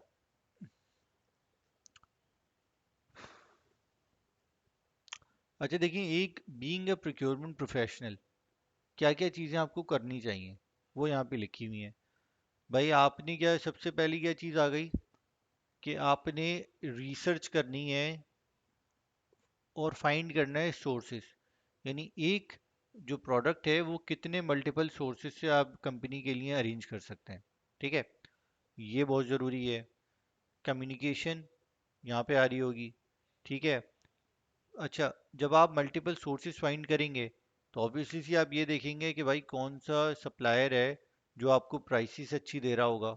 ठीक है, कौन सा सप्लायर है उसकी आप परफॉर्मेंस गेज कर रहे होंगे, इवेल्यूशन कर रहे होंगे, और उनके साथ सर्विस लेवल एग्रीमेंट्स भी आप साइन ऑफ कर रहे होते हैं। ठीक है। अच्छा, अब हम आगे आते हैं। अब आ रहे हम क्या क्या टॉपिक्स यहाँ पे कवर कर रहे होंगे। अच्छा, इंपॉर्टेंस ऑफ परचेजिंग है, प्रोसेस है। अब देखिए ये जो पॉइंट नंबर 3 से जो चीज़ें आ रही हैं ना, एलसी, लेटर ऑफ क्रेडिट है, इंपोर्ट डॉक्यूमेंटेशन है, निगोशिएशन स्किल्स, ये दो आ गई हैं आपकी इंपोर्ट्स के हवाले से। मेक और बाय है, एथिक्स इन बाइंग है। कोई कुछ कहना चाह रहे हैं जो ऑनलाइन है? हरीम जामिर थोड़ा साहब। बता दें इनके बारे में आप, इन पॉइंट्स के बारे में। अ, इन पॉइंट्स के हवाले से आपने क्या समझना है मुझे बताएं। मेरे ख्याल से हम इन पॉइंट्स को आगे डिस्कस कर रहे हैं ना, इंशाल्लाह हाँ कर रहे हैं। लेकिन फिर भी आप बताएं आपका सवाल क्या है। टॉपिक्स टू कवर है, इंपॉर्टेंस ऑफ परचेजिंग है, जी बताइए। देखिए, परचेजिंग प्रोसेस के हवाले से हम डिस्कस कर रहे होंगे कि लेट से मैं एक चीज़ हम्म। परचेज करूंगा तो किस तरीके से कर रहा हूँ। ठीक है, वो बता रहा हूँ मैं आप लोगों को। लेटर ऑफ क्रेडिट और इंपोर्ट डॉक्यूमेंटेशन ये बाकायदा एक प्रॉपर इंपोर्ट्स के हवाले से है। इस एरिया को भी हम डिटेल में डिस्कस कर रहे होंगे। ठीक है। निगोशिएशन स्किल्स की बात हो रही है कि ऑब्वियसली सी बात है कि मैं अगर कोई गुड्स खरीद रहा हूँ या मैं कुछ सर्विसेज हम्म। अवेल कर रहा हूँ तो मैं निगोशिएशन की तरफ भी जाऊँगा ना। ऐसा तो हरगिज़ नहीं होगा कि एक वेंडर जो प्राइसेस दे देगा मैं कहूँगा ठीक है, मैं कहीं ना कहीं उसके साथ प्राइसेस निगोशिएट करूँगा। लेकिन मैं कब करूँगा ये चीज़? मैं ये उसी सूरत में कर सकता हूँ ना कि जब मेरे पास सोर्सिंग में मल्टीपल दूसरे लोग भी हों। फॉर एग्जांपल अगर एक ही वेंडर है उस चीज़ का, तो मुझे पास कहीं ना कहीं निगोशिएशन स्किल्स का लिवरेज इतना नहीं होगा। लेकिन जब एक हम्म। ही चीज़ प्रोवाइड करने के लिए मेरे पास चार लोग होंगे तो ऑब्वियसली सी बात है कि मेरे पास लिवरेज भी ज़्यादा होगा। ठीक है ना। लेकिन अगर एक ही सोर्स है तो लिवरेज कम होगा। ठीक है। सिमिलरली मेक और बाय एनालिसिस है। यहाँ पे मैं ये चीज़ देख रहा हूँ, मेक और बाय एनालिसिस में मैं ये देख रहा हूँ कि मैं एक चीज़ को बाहर से इंपोर्ट करके बेचना शुरू कर दूँ तो फ़ायदा है, या मैं एक चीज़ की यहाँ पे फैसिलिटी डेवलप करूँ, उसको बनाना शुरू करूँ और फिर उसको बेचना शुरू करूँ तो उसमें प्रॉफिटेबिलिटी है। इसके ऊपर बात हो रही है। और बाइंग के एथिक्स की बात हो रही है। इसमें सबसे चीज़ ये आती है, ट्रांसपेरेंसी हो। ठीक है, ट्रस्ट हो। ठीक है, ट्रांसपेरेंसी हो, ट्रस्ट हो, कम्युनिकेशन क्लियर हो। ठीक है, ये सारी चीज़ें इसमें आ जाती हैं। अब आती है इंपॉर्टेंस ऑफ परचेजिंग। इसमें परचेज उस चीज़ की बात हो रही है ना जो घर पे प्रोडक्ट्स बना के सेल करते हैं। ऐसे ही है, ऐसे ही है, ऐसे ही है। ठीक है। अब इंपॉर्टेंस ऑफ परचेजिंग में आ रहा है आपका कंपटीशन, आपकी मटेरियल कॉस्ट। अब जब देखें, कंपटीशन आ रहा है, मटेरियल कॉस्ट आ रही है, लीड टाइम्स आ रहे हैं, कस्टमर डिमांड आ रही है, क्वालिटी आ रही है। यानी प्रोक्योरमेंट फंक्शन किन किन चीज़ों को मैनेज कर रहा होता है। ठीक है, कंपटीशन लेके लाएगा through different sources, through different suppliers. ठीक है, मटेरियल कॉस्ट किस तरीके से लेकर आएगा। जब डिफरेंट उसके पास सोर्सेज अच्छी होंगी, जहाँ से मटेरियल प्रोवाइड हो रहा होगा, तो वहाँ पे मटेरियल कॉस्ट को उसके पास चांस ये लिवरेज होगा कि उस मटेरियल कॉस्ट को रिड्यूस कर सके। ठीक है, लीड टाइम्स को रिड्यूस कर सकता है। उसने कोई, फॉर एग्जांपल मेरा एक वेंडर था, वो मुझे डिलीवरी तो बड़ी जल्दी दे दिया करता था, लेकिन वो बैठा था किसी और रीजन में। ठीक है, तो मैंने उसकी वजह से उसकी प्रोडक्ट तैयार टाइम पे हो जाती थी, लेकिन आने में मुझे फॉर एग्जांपल हफ्ता लग जाया करता था। ठीक है, तो मैंने कहा यार अगर कोई इमरजेंसी हो तो मैं तो सफ़र कर जाऊंगा।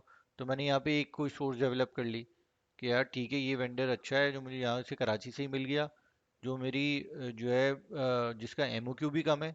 ठीक है, मैं जैसे आप लोगों को एक एग्जांपल दे ही देता हूँ।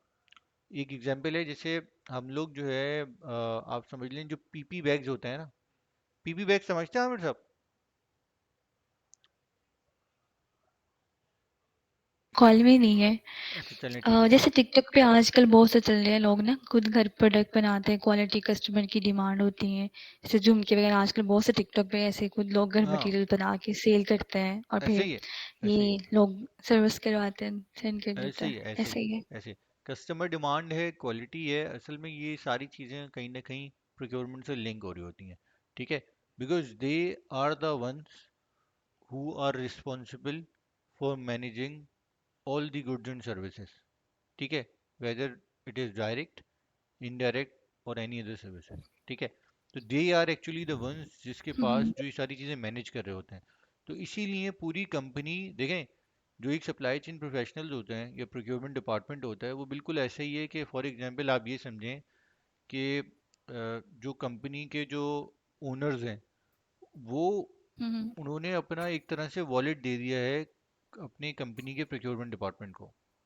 और अब उस वॉलेट में बहुत सारे पैसे हैं, लेकिन उनको उस बहुत सारी चीज़ें भी बाय करनी है। लेकिन अब उनके ऊपर ये रिस्पॉन्सिबिलिटी है कि उन्होंने उस पैसे को यूटिलाइज बेस्ट तरह करते हुए वो सारी चीज़ों को अरेंज करना है। ठीक है, और अपनी कॉस्ट को भी मिनिमम रखना है, और अपने सर्विस लेवल को भी मैक्सिमम रखना है। ठीक है, तो ये एक है उसकी, आप आसान अल्फाज में एग्जांपल कर लें। ठीक है, अब हम आगे आ जाते हैं। ये एक चीज़ है। आप जो बैग बता रहे थे वो क्या था? कौन सी बात? आपने बोल रहे थे ना, कौन से बैग के नेम्स ले रहे थे? हाँ, मैं जैसे बैग्स की एग्जांपल दे रहा था कि एक जैसे आपने देखा होगा बोरे होते हैं ना, वाई 50 केजी के बोरे होते हैं वाइट कलर के, और डिफरेंट कलर्स में। हाँ। तो हम उन लेट से मेरे पास यहाँ पे जो रॉ मटेरियल की मूवमेंट होती थी ना, तो मुझे उस बोरों में मैं एक्चुअली वो बाय करता था रॉ मटेरियल को ख़रीदने के लिए। अब उसमें चक्कर ही क्या हुँ, था कि मैं फॉर एग्जांपल 50 केजी का एक बोरा 105 या 120 ग्राम का जब खरीदता था ना अपनी कराची के सप्लायर से, तो लेट से मेरी रिक्वायरमेंट है 4000 बैग की, 6000 बैग की। तो वो कहता था ठीक है यार, मैं 4000 बैग भी हुँ, दे दूंगा, मैं 6000 बैग भी दे दूंगा आपको। लेकिन हुँ, जब मैं जाता था उसी बैग को बाय करने के लिए, मेरा एक वेंडर बैठा हुआ था जो था कराची में, लेकिन उसकी प्रोडक्शन थी पंजाब में। ठीक है, तो जब मैं उसके पास जाता था, उसको रिक्वेस्ट करता था कि भाई तुम भी कोटेशन दो और ये मेरी रिक्वायरमेंट है, तो वो कहता था यार मेरी मिनिमम रिक्वायरमेंट है 10,000 20,000। ठीक है, हुँ, लेकिन उसकी कॉस्ट बहुत कम होती थी। ठीक है, तो अब ऐसी सूरत में क्या हुआ, जब मैंने अपनी ये इसके ऊपर मैंने अपनी कंसर्न किया उनके साथ, मैंने कहा यार आप लोग रिक्वायरमेंट दे रहे होते हैं, ये एक ऐसी चीज़ है, बैग्स एक ऐसी चीज़ है जो अगर प्रोडक्शन में जाते हैं ना, तो कम से कम भी इसमें 2 हफ्ते 3 हफ्ते लग जाते हैं अगर मेरी क्वांटिटी है तो। ठीक है, अब फॉर एग्जांपल मेरा यहाँ जो कराची का वेंडर था ना, वो मुझे एक हफ्ते में डिलीवरी देना शुरू कर दिया करता था। ठीक है यार, मैं आपको 4 दिन में इतने बैग्स दे दूंगा, फिर इतने दे दूंगा। कॉस्ट ऊपर ले रहा था, एक बैग ले रहा था मुझसे वो 60 रुपीज़ का, और अगर मैं उस वेंडर के पास जा रहा था पंजाब वाले के पास, तो मुझे वो बैग पड़ रहा था 42 का। तो एक बैग में मेरे पास 18 रुपीज़ का फ़र्क आ रहा था। तो मैंने उनसे कहा, मैंने कहा भाई हुँ, अगर आपकी रिक्वायरमेंट है, क्योंकि ये एक ऐसी चीज़ तो है नहीं जो ख़राब हो जाए, तो आप अपनी रिक्वायरमेंट को बढ़ा लें। अगर आप अपनी रिक्वायरमेंट को एस्केलेट करते हैं, तो उससे क्या होगा देखें। मैंने कहा भाई देखें, आप लोग अगर मेरे पास अर्जेंसी में आएंगे ना, आप मेरे पास आते हैं आज वेनेसडे को आ रहे हैं, कह रहे हैं यार मैं 2 दिन बाद बैग्स खत्म हो रहे हैं, मंगा के दो। हफ्ते इतवार को आमतौर पर हुँ, कंपनीज बंद होती। तो मैंने कहा मेरे लिए वो एक चैलेंज है, मुझे कॉस्ट ज़्यादा देना पड़ेगी। लेकिन अगर आप मुझे एक प्रॉपर प्लान दे देते हैं कि फॉर एग्जांपल आप कहते हैं कि यार हमारी रिक्वायरमेंट है अगले आने वाली 4 हफ्ते बाद इतने बैग्स की, तो मैंने कहा मैं उस हुँ, वेंडर से वो चीज़ अरेंज कर सकता हूँ। उससे क्या होगा, वो कॉस्ट हुँ, कंपेटिटिव भी होगा, आपकी रिक्वायरमेंट भी पूरी हो जाएगी। ठीक है। तो इस तरीके से हम क्या करते हैं, हम अपनी कंपटीशन को बिल्ड कर रहे होते हैं। अब जब दूसरे वाले सप्लायर ने देखा कि यार बैग्स के ऑर्डर तो आ ही नहीं रहे मेरे पास और प्रोडक्शन तो हुँ, इनकी हुँ, हो रही है, तो फिर वो अपनी कॉस्ट को नीचे लेके आता है कि यार आप क्यों सर, आप मुझसे काम नहीं कर रहे, कोई कॉस्ट का मसला है। तो फिर आप वो क्या, हुँ, लेकिन उसके बाद क्या है, उसकी ये एक लिमिट है ना। ऑब्वियसली वो कहेगा सर मैं इससे कम दे ही नहीं सकता। तो मैं उसको कहता हूँ ठीक है यार, बिल्कुल। मेरे पास अगर एक रिक्वायरमेंट बाहर से फुलफिल हो रही है कम कॉस्ट में, तो मैं आपके पास क्यों आऊँगा फिर। हाँ, कभी कोई अर्जेंसी हुई, कोई चीज़ हमने इंगेज कर लिया। ठीक है। ये था कि सर मेन। हम लोग जब नेगोशिएट, एक्सक्यूज मी सर, ये जब जब हम इसमें सर आपकी कौन बात कर रहा नेगोशिएट करेंगे तो उनको रेफर करेंगे कि है, सॉरी। कि मैं सैयद फवाज अहमद बात कर रहा जी जी बोलें। हूँ।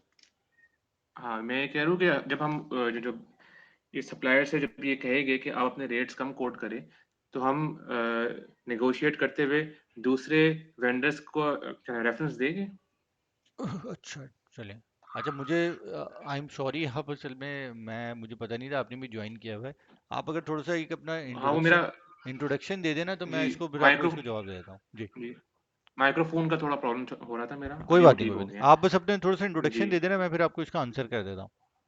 जी। जी, मैं जो हूँ ना वो सैयद फवाज़ अहमद नाम है मेरा, जी जी। और मैं गवर्नमेंट ऑफिसर हूँ एक इदारे के अंदर। वहाँ मैं प्रोक्योरमेंट से रिलेटेड ही जो है काम कर रहा हूँ, प्रोक्योरमेंट एंड लॉजिस्टिक्स का। Okay. So that's about it. चल, गुड है।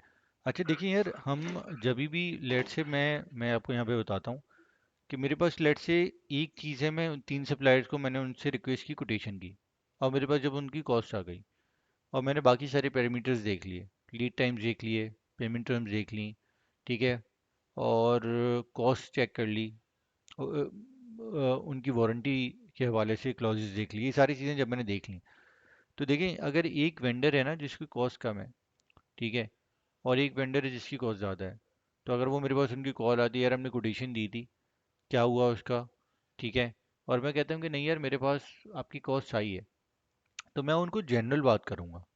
मैं उनको ये हरगिज़ नहीं कहूँगा कि नहीं यार मेरे पास, मैंने इन 3 लोगों को आरएफक्यू किया था, उन 3 में से ये कॉस्ट मेरे पास आई है, आपकी कॉस्ट यहाँ पर है। हाँ, मैं उसको एक टारगेट दे सकता हूँ। फॉर एग्जांपल मैं उसको ये कह सकता हूँ कि यार मेरे पास, भाई आप जो कॉस्ट कोट कर रहे हैं ना, लेट से मेरे पास 3 वेंडर्स ने कोट दी, एक ने 60 रुपीज़ दी, एक ने 63 दी, एक ने 65 दी, ठीक है, ये निगोशिएटेड कॉस्ट है, 60, 63, 65।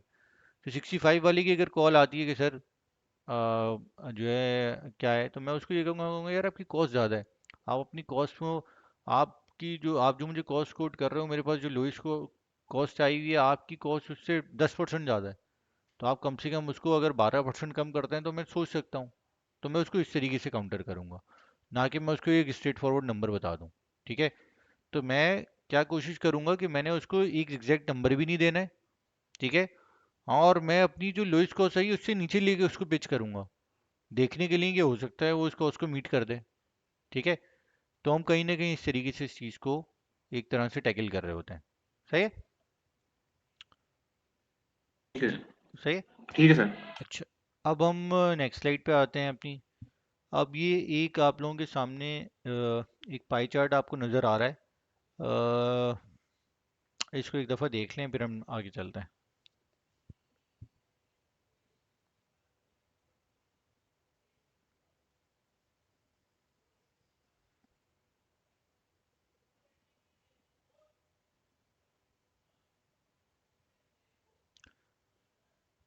अच्छा हरीम, ये डायग्राम आपको नज़र आ रही है। अच्छी आ रही है। अच्छा, इससे आपकी अंडरस्टैंडिंग क्या डेवलप हो रही है, मुझे एक एक करके आप सबके जवाब चाहिए। हम 4 बंदे हो गए, चारों का मुझे जो भी इससे अंडरस्टैंडिंग आपकी नज़र समझ आ रहा है ना, मुझे आप वो बताएं एक एक करके। पहले आप बता दें हरीम, उसके बाद स्वाद बता देंगे, फिर आमिर साहब, फिर मोशर बता देगा। जी बताइए।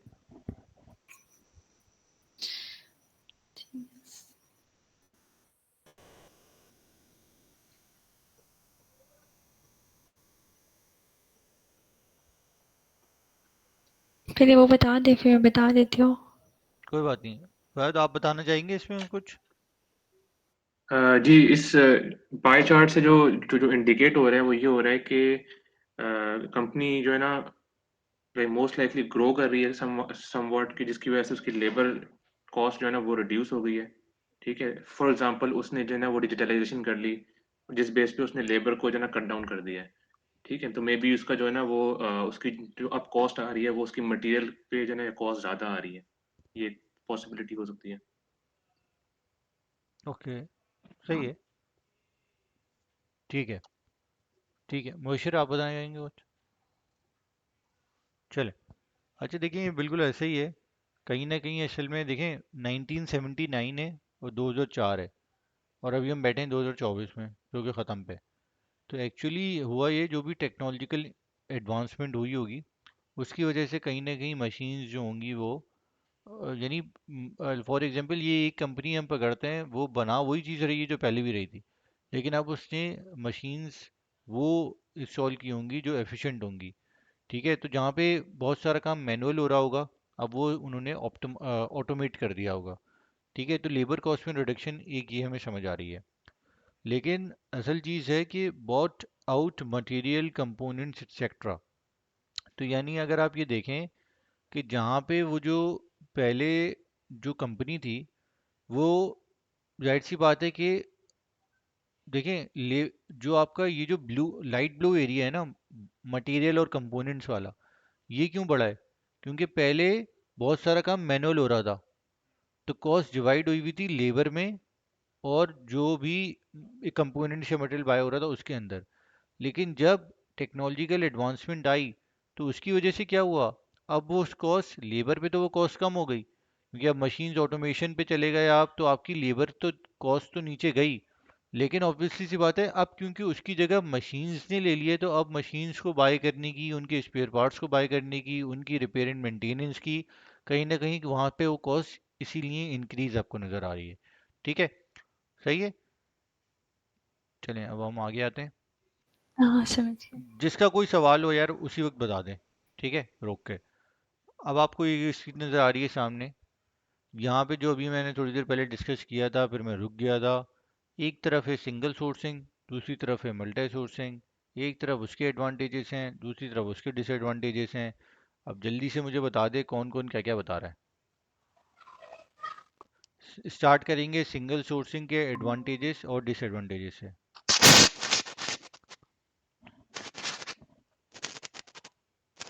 बताइएगा भाई, कौन बता रहा है?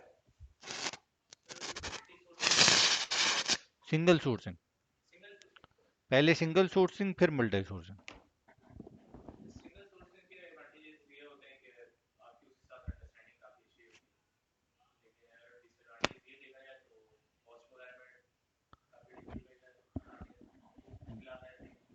भाई यहाँ पे जो सिंगल सोर्सिंग के एडवांटेजेस लिखे हुए हैं, सबसे पहले उनको पढ़ के ये बताओ वो समझ आ रहे हैं या नहीं। उसके अलावा और एडवांटेजेस इसके अलावा क्या हो सकते हैं, वो अगर दिमाग में आ रहे हैं वो बता दो, और फिर डिसएडवांटेजेस बता दो। ठीक है, आप सब भी यही कर रहे हैं जो ऑनलाइन है।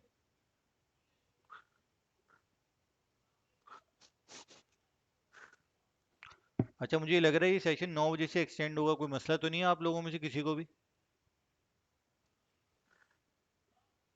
नहीं सर, फिलहाल तो नहीं है। अब मैं तो अभी आ गया, सॉरी, थोड़ा सा बाहर एक मेहमान आया हुआ था, उधर चला गया। चलें, आपको तो इंशाल्लाह रिकॉर्डिंग मिल जाएगी, तो अगर कोई चीज़ मिस आउट हो गई तो वहाँ से आप उसको रिकॉल कर लीजिएगा। सर, जी जी। सिंगल सोर्सिंग के एडवांटेजेस और डिसएडवांटेजेस की बात कर रहे हैं, स्क्रीन पे नज़र आ रहा है। सबको यही कहा है मैंने जी। कि जिसकी एक दफ़ा रीड आउट करें, कोई जो पॉइंट समझ आ रहा है वो मुझे समझाएं, जो नहीं आ रहा वो मुझे बताएं, क्या समझ नहीं आ रहा। ठीक है। तो पहला पॉइंट ये है सर, ये जो आप जो मटेरियल उसे खरीदोगे सिंगल सोर्स जो है वो उसकी क्वालिटी बेटर है। ठीक है, हम्म, जो पहला पॉइंट ये बता रहा है। जी जी। दूसरा ये सिंगल सोर्स आपके उससे ताल्लुकात अच्छे रहते हैं ना, बहुत मतलब एक ही बंदा हो, वो आपको सप्लाई कर रहा हो, तो ताल्लुक अच्छे रहते हैं। बिल्कुल सही है।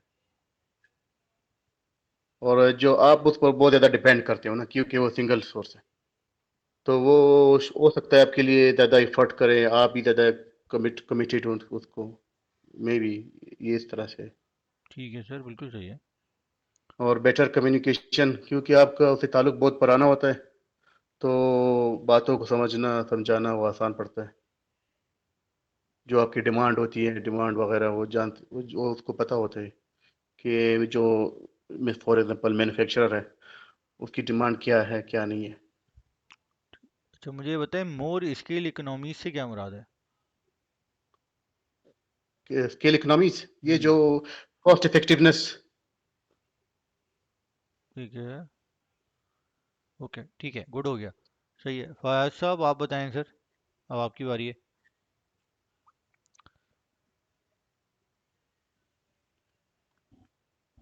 चलिए उनके, हरीम आपने कुछ ऐड करना है? जी ये जी।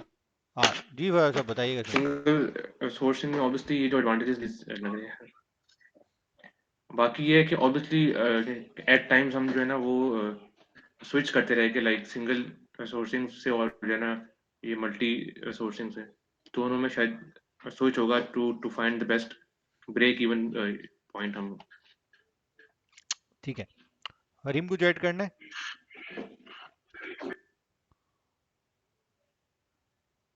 चले, मुशीर कोई ऐड करना है? ठीक है। अच्छा देखें, अब देख लेते हैं सिंगल सोर्सिंग और मल्टी सोर्सिंग। सिंगल सोर्सिंग से मुराद क्या है कि मुझे कोई चीज़ चाहिए, उसकी मेरे पास सिर्फ एक वाहिद सोर्स है जिससे मैं वो चीज़ ले सकता हूँ, चाहे वो सप्लाई हो या सर्विसेज हो। मल्टी सोर्सिंग का मतलब क्या है कि मैंने एक सप्लाई या सर्विसेज लेनी है लेकिन सोर्सेज एक से ज़्यादा हैं। ठीक है। अब हम आते हैं समझते हैं भाई क्या है।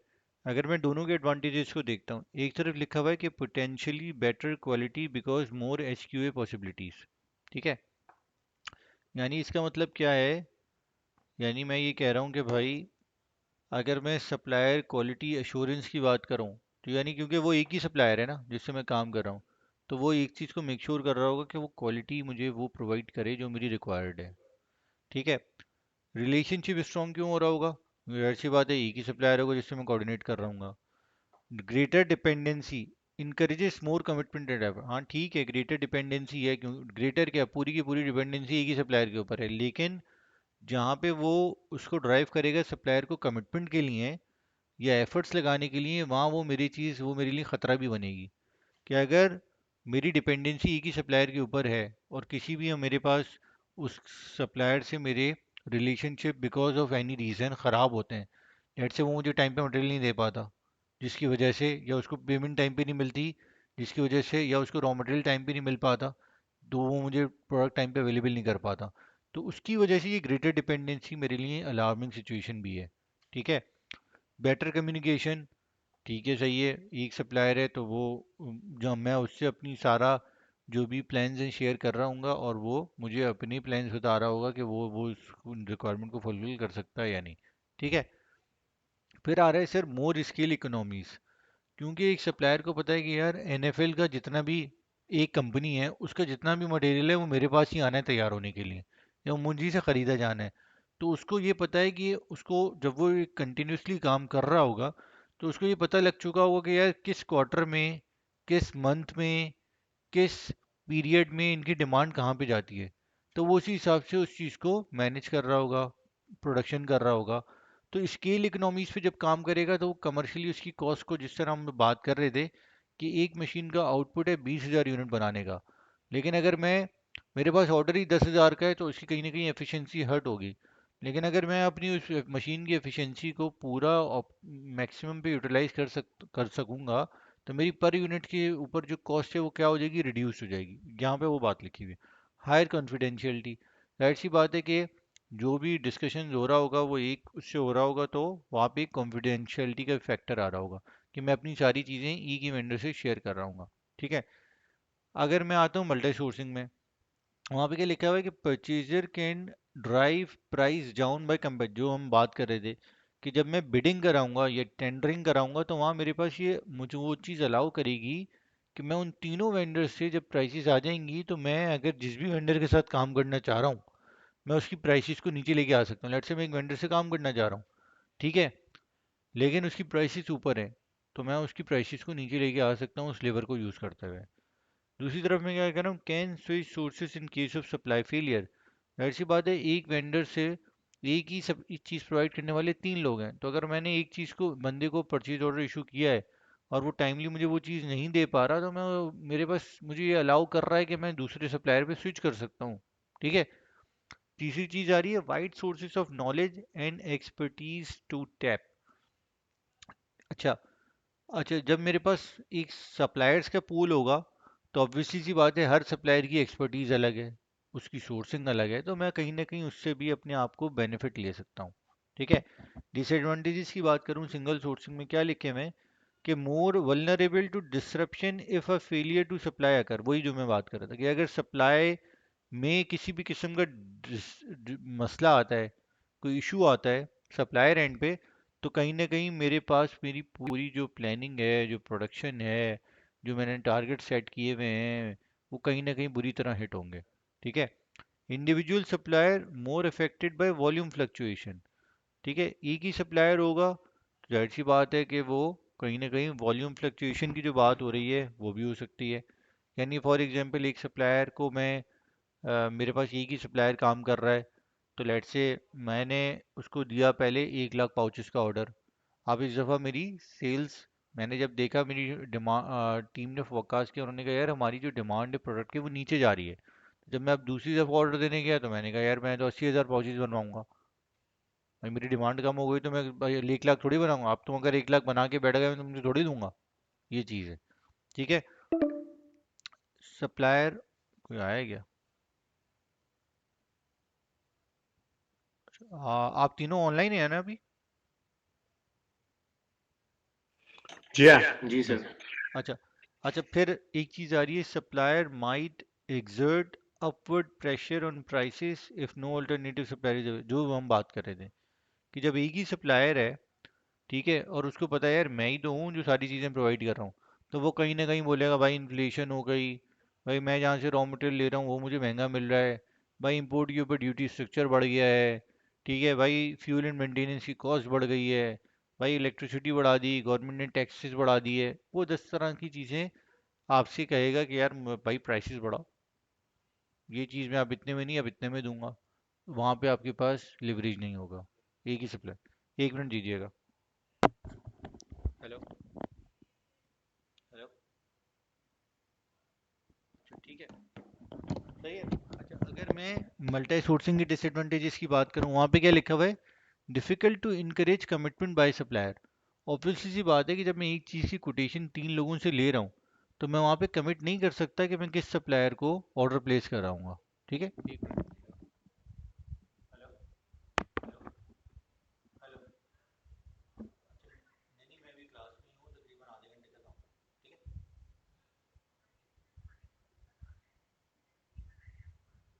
और ठीक है वो आपसे ले लीजिए। ठीक है।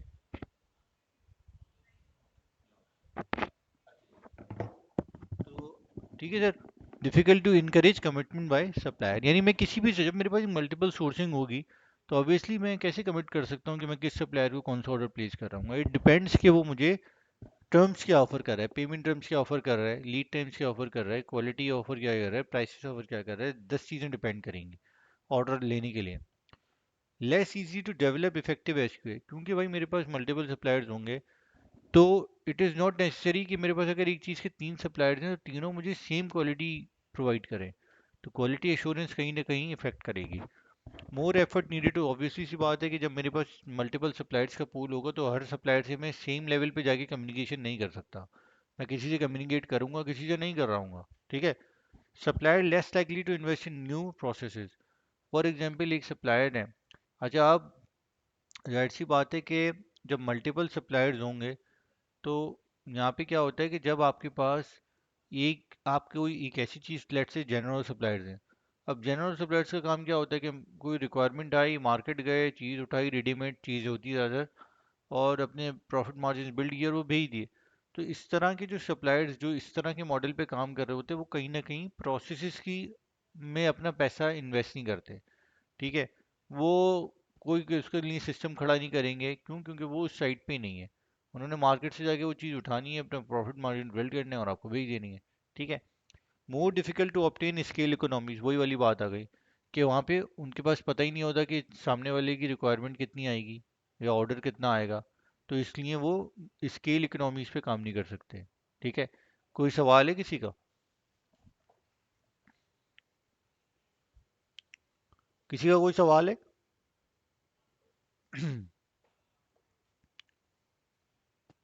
नो। ठीक है। अच्छा, अब देखिए, अब आ रहा है परचेजिंग प्रोसेस। ठीक है, परचेजिंग प्रोसेस में आपको एक चीज़ नज़र आ रही है: recognise, describe and define the need, transmit the need, determine sources, investigate, select supplier, फिर बिड्स आ रही हैं, prepare and issue the purchase order आ रहा है, फॉलो अप द ऑर्डर आ रहा है, receive and inspect the material आ रहा है, clearance of the invoice and payment supply. अब क्योंकि हमारे जो दो भाई हैं वो गवर्नमेंट से हैं और सप्लाई चेन की फील्ड से हैं, तो मैं उनसे कहूँगा कि भाई इस परचेजिंग प्रोसेस को ज़रा जल्दी से एक एक करके डिफाइन कर दें। इस पूरे प्रोसेस को स्ट्रक्चर वे में बता दें कि क्या होता है। सर परचेजिंग इस तरह है, देखो आपको किस चीज़ की ज़रूरत है, जैसे रिकॉग्नाइज मिसाल के तौर पर आपको डिपार्टमेंट की गाड़ियाँ चाहिए, कौन सी गाड़ी चाहिए, किस मॉडल की चाहिए, ओके। ठीक है ना। तो आप यही आप जो वेंडर है, जो मैन्युफैक्चरर है, आप उसको यही डिमांड दोगे कि भाई मुझे टोयोटा वीगो या रिवो वगैरह चाहिए, जिसका इंजन सीसी ये होना चाहिए, बाकी मतलब कलर वगैरह ये सब कुछ, ये चीज़ें अपने बतानी होती है। सही है। और जो जो आपकी ज़रूरत है, मिसाल के तौर पर आपने ऑफ रोड गाड़ी चलानी है, इस वजह से आपको ये रिवो की ज़रूरत है, ठीक है ना सर। हेलो, समझ आ रही बात सर? जी जी, बिल्कुल आ रही है। ठीक है, तो साहब आप बताइएगा। जी फवाद साहब, आप कुछ कहना चाहेंगे इसके बाद? हेलो। नहीं सर, बस ये सब जो पॉइंट्स लिखे हुए इसमें ऐड करने वाले, तो ऐसा कुछ पॉइंट नहीं ठीक है। है, सही है। ठीक है, हरीम कुछ ऐड करना चाहना है, चाह रही हैं आप? नहीं, मैं भी इनको सुन रही हूँ। कुछ समझ आ रहा है आपको, ये पहले ये बताएं। हाँ, समझ आ रहा है कुछ। कुछ समझ आ रहा है, ठीक है। मौशर कुछ कहना हम्म। चाहोगे? अच्छा देखो यार, मैं इसको ज़रा सिंपल कर देता हूँ भाई। सबसे पहले क्या हुआ, मेरे पास एक रिक्वायरमेंट आ गई एक चीज़ की। ठीक है, तो नीड आइडेंटिफाई हो गई कि चाहिए क्या। ठीक है, आमतौर पे कंपनीज में, फॉर एग्जांपल मैं एक बात करता हूँ, एक कंपनी है, उसका एक स्टोर है, उसके स्टोर में मल्टीपल आइटम्स पड़े हुए हैं। ठीक है, अब जाहिर सी बात है, जब वो देखता है कि यार फॉर एग्जांपल एक मशीन के बेरिंग्स पड़े हुए हैं, वी बेल्ट्स पड़ी हुई हैं, ठीक है, स्पेयर पार्ट्स और पड़े हुए हैं, इसी तरीके से आपकी वॉशिंग लिक्विड पड़ा हुआ है जिससे आपकी मशीन्स क्लीन होती हैं, इस तरह की ये चीज़ें पड़ी हुई हैं, डीजल पड़ा हुआ है, मल्टीपल चीज़ें पड़ी हुई हैं। तो जब वो देखते हैं कि यार कोई चीज़ कम हो गई, तो उसकी वो रिक्वेस्ट जनरेट करते हैं, यार ये वो रिक्वेस्ट जब इनिशिएट होती है, अप्रूव होती है, और फिर वो आती है प्रोक्योरमेंट डिपार्टमेंट की तरफ। तो जब नीड आ गई आपके पास, नीड आइडेंटिफाई हुई, और फिर रिक्वायरमेंट जनरेट हो गई कि यार हमें ये चीज़, हमारे एमओक्यू मिनिमम ऑर्डर क्वांटिटी का जो टर्म है वो आप चारों को पता है कि मिनिमम ऑर्डर क्वांटिटी से क्या मुराद है। मिनिमम ऑर्डर क्वांटिटी से समझते हैं क्या चीज़ होती है? कम से कम। नहीं, कम से कम तो होती है, बिल्कुल सही है। हम्म। एमओक्यू लेवल से मुराद, एक आसान अल्फाज में, मेरे पास एक कोई भी चीज़ है, लेट से मेरे पास स्पेयर पार्ट्स पड़े हैं, मेरे पास लेट से एक बेरिंग पड़ा हुआ है, तो मैंने उसके एक एमओक्यू डिफाइन कर दिया कि भाई मेरी इतनी मशीन्स लगी हुई हैं, उसके हिसाब से एट एनी टाइम मेरी इन्वेंट्री के अंदर 100 बेरिंग अवेलेबल हो। ठीक है, अब वो मल्टीपल तरह के हो सकते हैं ना, लेट से मैंने कहा भाई 100 बेरिंग अवेलेबल हो, और मैंने उसका एमओक्यू डिफाइन कर दिया 50 का, सॉरी 100 का ही डिफाइन कर दिया। तो अगर जैसी मेरे पास मेरी इन्वेंट्री में जब बेरिंग्स 100 से कम होंगे ना, तो वो मुझे ट्रिगर कर देगा, यार आप एमओक्यू लेवल से नीचे चले गए हो। तो उसके लिए आप क्या होगा, आपकी रिक्वायरमेंट रीट्रिगर हो जाएगी। अगर दोबारा अब आप वो रिक्वायरमेंट जनरेट होकर आ जाती है प्रोक्योरमेंट डिपार्टमेंट की तरफ, तो प्रोक्योरमेंट डिपार्टमेंट क्या करता है, तो उसने देखा अच्छा यार मेरे पास इन इन चीज़ों की रिक्वायरमेंट आ गई है, वो उन उन चीज़ों को देखता है कि यार उसके लिए कौन कौन से सप्लायर्स हैं, कौन कौन सी सोर्सेज हैं जहाँ से मैं उन चीज़ों को कंपनी के लिए परचेज कर सकता हूँ या प्रोक्योर कर सकता हूँ। तो वो उसके लिए अगर लेट से कोई ऐसी चीज़ की रिक्वायरमेंट आ गई जो इससे पहले नहीं ली गई है तो वो न्यू सोर्स आइडेंटिफाई करेगा। ठीक है, सही है। अच्छा, उसके बाद वो क्या करेगा, अपनी रिक्वायरमेंट उनके साथ शेयर करेगा। जब वो रिक्वायरमेंट शेयर करेगा तो उसके पास क्या होगा, कोटेशंस आएंगी जो यहाँ पे बिड्स लिखी हुई हैं। जब वो कोटेशंस आएंगी तो उन कोटेशंस के वो एक एनालिसिस करेगा। वो देखेगा भाई कौन सा सप्लायर किस चीज़ की क्या प्राइसेस दे रहा है। लेट्स से मैंने 10 चीज़ों का आरएफक्यू किया, रिक्वेस्ट फॉर कोटेशन की, मैंने ये 10 तरह की चीज़ें मुझे चाहिए। उन 10 तरह की चीज़ों की एक वेंडर से कॉस्ट आई ₹1,00,000, एक से आई ₹1.5 लाख, एक से आई ₹2.25 लाख। तो वो देखेगा कि भाई कौन सा आइटम को इस ब्रांड का है, उ- उसकी स्पेसिफिकेशन क्या है, वो सारी चीज़ें वो स्टडी करेगा और उसके बाद उसका वेंडर फाइनलाइज करके परचेज ऑर्डर इशू करेगा। ठीक है, जब परचेज ऑर्डर इशू हो जाएगा तो उसके बाद वो क्या होता है, जब मैं किसी वेंडर को एक परचेज ऑर्डर दे देता हूँ तो उसके बाद में वो पीओ देने का मकसद क्या होता है कि मुझे उससे वो चीज़ चाहिए होती है, तो मैं उससे वो चीज़ के फॉलोअप्स लूँगा। और जब वो चीज़ आ जाएगी मेरे पास स्टोर में तो मेरी जिम्मेदारी क्या होगी स्टोर की टीम की, कि उस चीज़ को आगे इंस्पेक्ट करे कि वो चीज़ सही आई है या नहीं जो रिक्वायर्ड थी, और उसकी रिसीविंग करे। और उसके बाद क्या होगा, clearance of the invoice and payment to supplier, यानी उसके बाद पेमेंट अपनी इनवाइसेस को सबमिट कराएगा और अपनी क्लियरेंस करवाएगा। ये है पूरा पी टू पी प्रोसेस इसको कहा जाता है। किसी का भी कोई सवाल है या आगे चलें?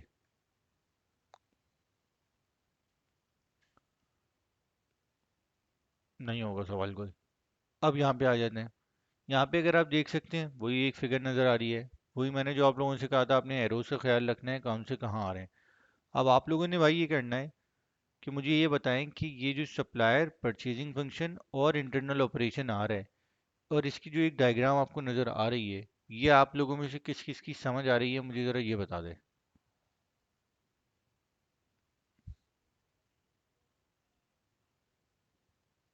अच्छा, भाई लाइन पे हैं ऑनलाइन वाले, ये चले गए? जी इधर ही सर। समझ इंसान नहीं आया, कुछ बहुत नजर छोटा ही है नहीं ना, आ रहा, जल्दी आ बहुत गया। ब्लर है। ब्लर है? बहुत सारा।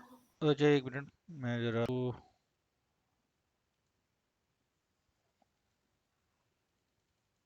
क्या यार ये, चाहिए दीजिएगा मुझे।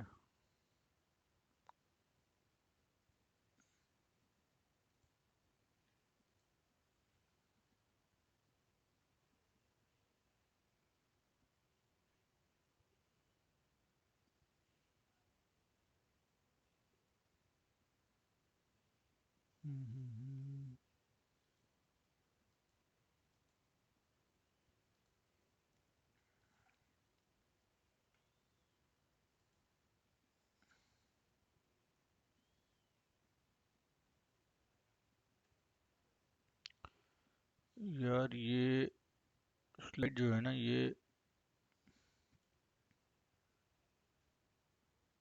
आप कुछ नज़र आया आप लोगों को? जी सर, अभी स्लाइड बेहतर है। अब मुझे बताएं इसमें आप लोगों को क्या क्या समझ आ रहा है? ठीक है, बेहतर है।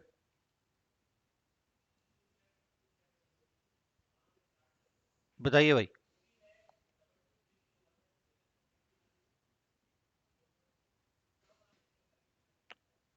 कौन शुरू करना चाहेगा भाई?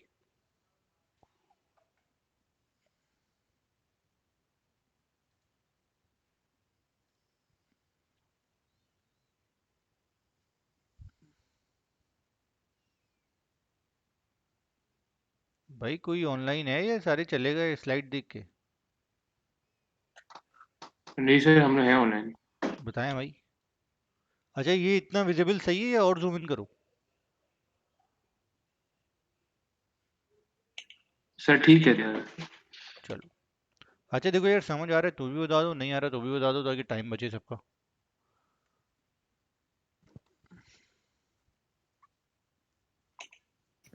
आप ही बता दें। सर ये थोड़ा मुझे इतना समझ आ रहा है कि ये जो मैन्युफैक्चरर है उसने रिक्वेस्ट की है कोटेशन को, जो सप्लायर है, जो जो डॉक्यूमेंट वगैरह तैयार होते हैं कोटेशन के लिए, वो बस तैयार करना पड़ता है, फिर वो भेजना पड़ता है इस तरह से। भाईजान, आमिर भाई और बाकी जी। फवाद भाई और जो भी यहाँ पे मौजूद हैं सारे, मुझे एरोस का बताएं कि कौन से एरो किधर जा रहा है, क्यों जा रहा है। ठीक है ना। ये एरो सप्लायर की तरफ क्यों जा रहे हैं, ये एरो परचेजिंग की तरफ क्यों आ रहे हैं, ये इस तरह होता है मुझे ज़रा। और नहीं आ रहे तो भी बता दे, कोई मसला नहीं है यार, ऐसा कोई इशू नहीं है, ये ताकि मैं इसमें फिर सर बताऊं। जो स्टार्ट जो हो रहा है प्रोसेस वो हो रहा है इंटरनल ऑपरेशन से। बिल्कुल सही वहाँ है। से जो हमारा एंड यूज़र जो अभी हमारी टेक्निकल टीम होगी वो एक रिक्वेस्ट दे रही है कि हमें ये प्रोडक्ट चाहिए। बिल्कुल सही ठीक है। है, हम उसके अकॉर्डिंगली जो है ना आरएफक्यू जनरेट करें यानी रिक्वेस्ट फॉर ठीक है। कोटेशंस। डन है। ठीक है, और वो सप्लायर्स को भेज दिया। उसमें ऑब्वियसली जो है ना इसमें मेनली जो है ना स्पेसिफिकेशंस की होगी जो भी इसकी रिक्वायरमेंट है। ठीक है, डिलीवरी टाइम और जो भी हमारे पेमेंट मोड्स होंगे वो सब उसमें डिफाइन हुए हुए होंगे रिक्वेस्ट फॉर कोटेशन में। सही है। और सप्लायर्स जो है ना अकॉर्डिंगली इसको जो है ना इसकी कोटेशंस जनरेट करेंगे। हम्म, और जब वो आ जाएगा कोटेशंस तो हम उसका एनालाइज करेंगे। और ऑब्वियसली बात है कि एनालाइज करते हुए हमारी टेक्निकल टीम भी हमारे साथ जो है ना उसको टेकअप करेगी इस मैटर को। और उसके बाद ऑब्वियसली हम फाइनल अप्रूवल लेके जो है ना इसका परचेज ऑर्डर को जो है प्रिपेयर करेंगे। ठीक है। बिल्कुल ऐसा ही है। बिल्कुल सही कह रहे हैं आप। देखें, सबसे पहले इंटरनल ऑपरेशन टीम की तरफ से आप देख लें कि वहाँ से रिक्वेस्ट आ गई कि हमें ये प्रोडक्ट या सर्विस चाहिए। वो आई परचेजिंग फंक्शन के पास। परचेजिंग फंक्शन ने क्या किया, उस प्रोडक्ट और सर्विसेज के हवाले से जितने भी लोग थे उनको रिक्वेस्ट फॉर कोटेशन किया, सप्लायर्स को। अच्छा, जब सप्लायर्स को रिक्वेस्ट फॉर कोटेशन किया उन्होंने, तो उन्होंने क्या किया, उन्होंने जो है अपनी स्पेसिफिकेशंस के हवाले, जब जब उन्होंने आरएफक्यू किया तो स्पेसिफिकेशंस सप्लायर ने उन जो रिक्वेस्ट आई होगी जिस भी मटेरियल की या सर्विसेज की, उसके हिसाब से उन्होंने उसकी कोटेशन सबमिट कराई होगी। और कोटेशन सबमिट कराते हुए उन्होंने उसकी स्पेसिफिकेशंस को मेंशन किया होगा, अपनी प्राइस को मेंशन किया होगा, डिलीवरी को मेंशन किया होगा, और भी दो चार चीज़ें हैं जिसको वो मेंशन कर सकते हैं, वारंटी और दूसरी चीज़ों में। ठीक है। अच्छा, जब ये कोटेशंस, अच्छा अब देखें क्या हो रहा है। अगर मैं इस, अब मेरे कर्सर को देखिएगा, RFQ परचेजिंग फंक्शन से निकले हैं मल्टीपल सप्लायर्स को। मल्टीपल सप्लायर्स से देख सकते हैं ये 3 सर्कल्स बने हुए हैं ना। तो लेट्स से इन 3 सप्लायर्स को RFQ किया, उन 3 सप्लायर्स से 3 कोटेशन निकली, लिंक एंड हो गया। अबे यार, अब मुझे ये कर दो।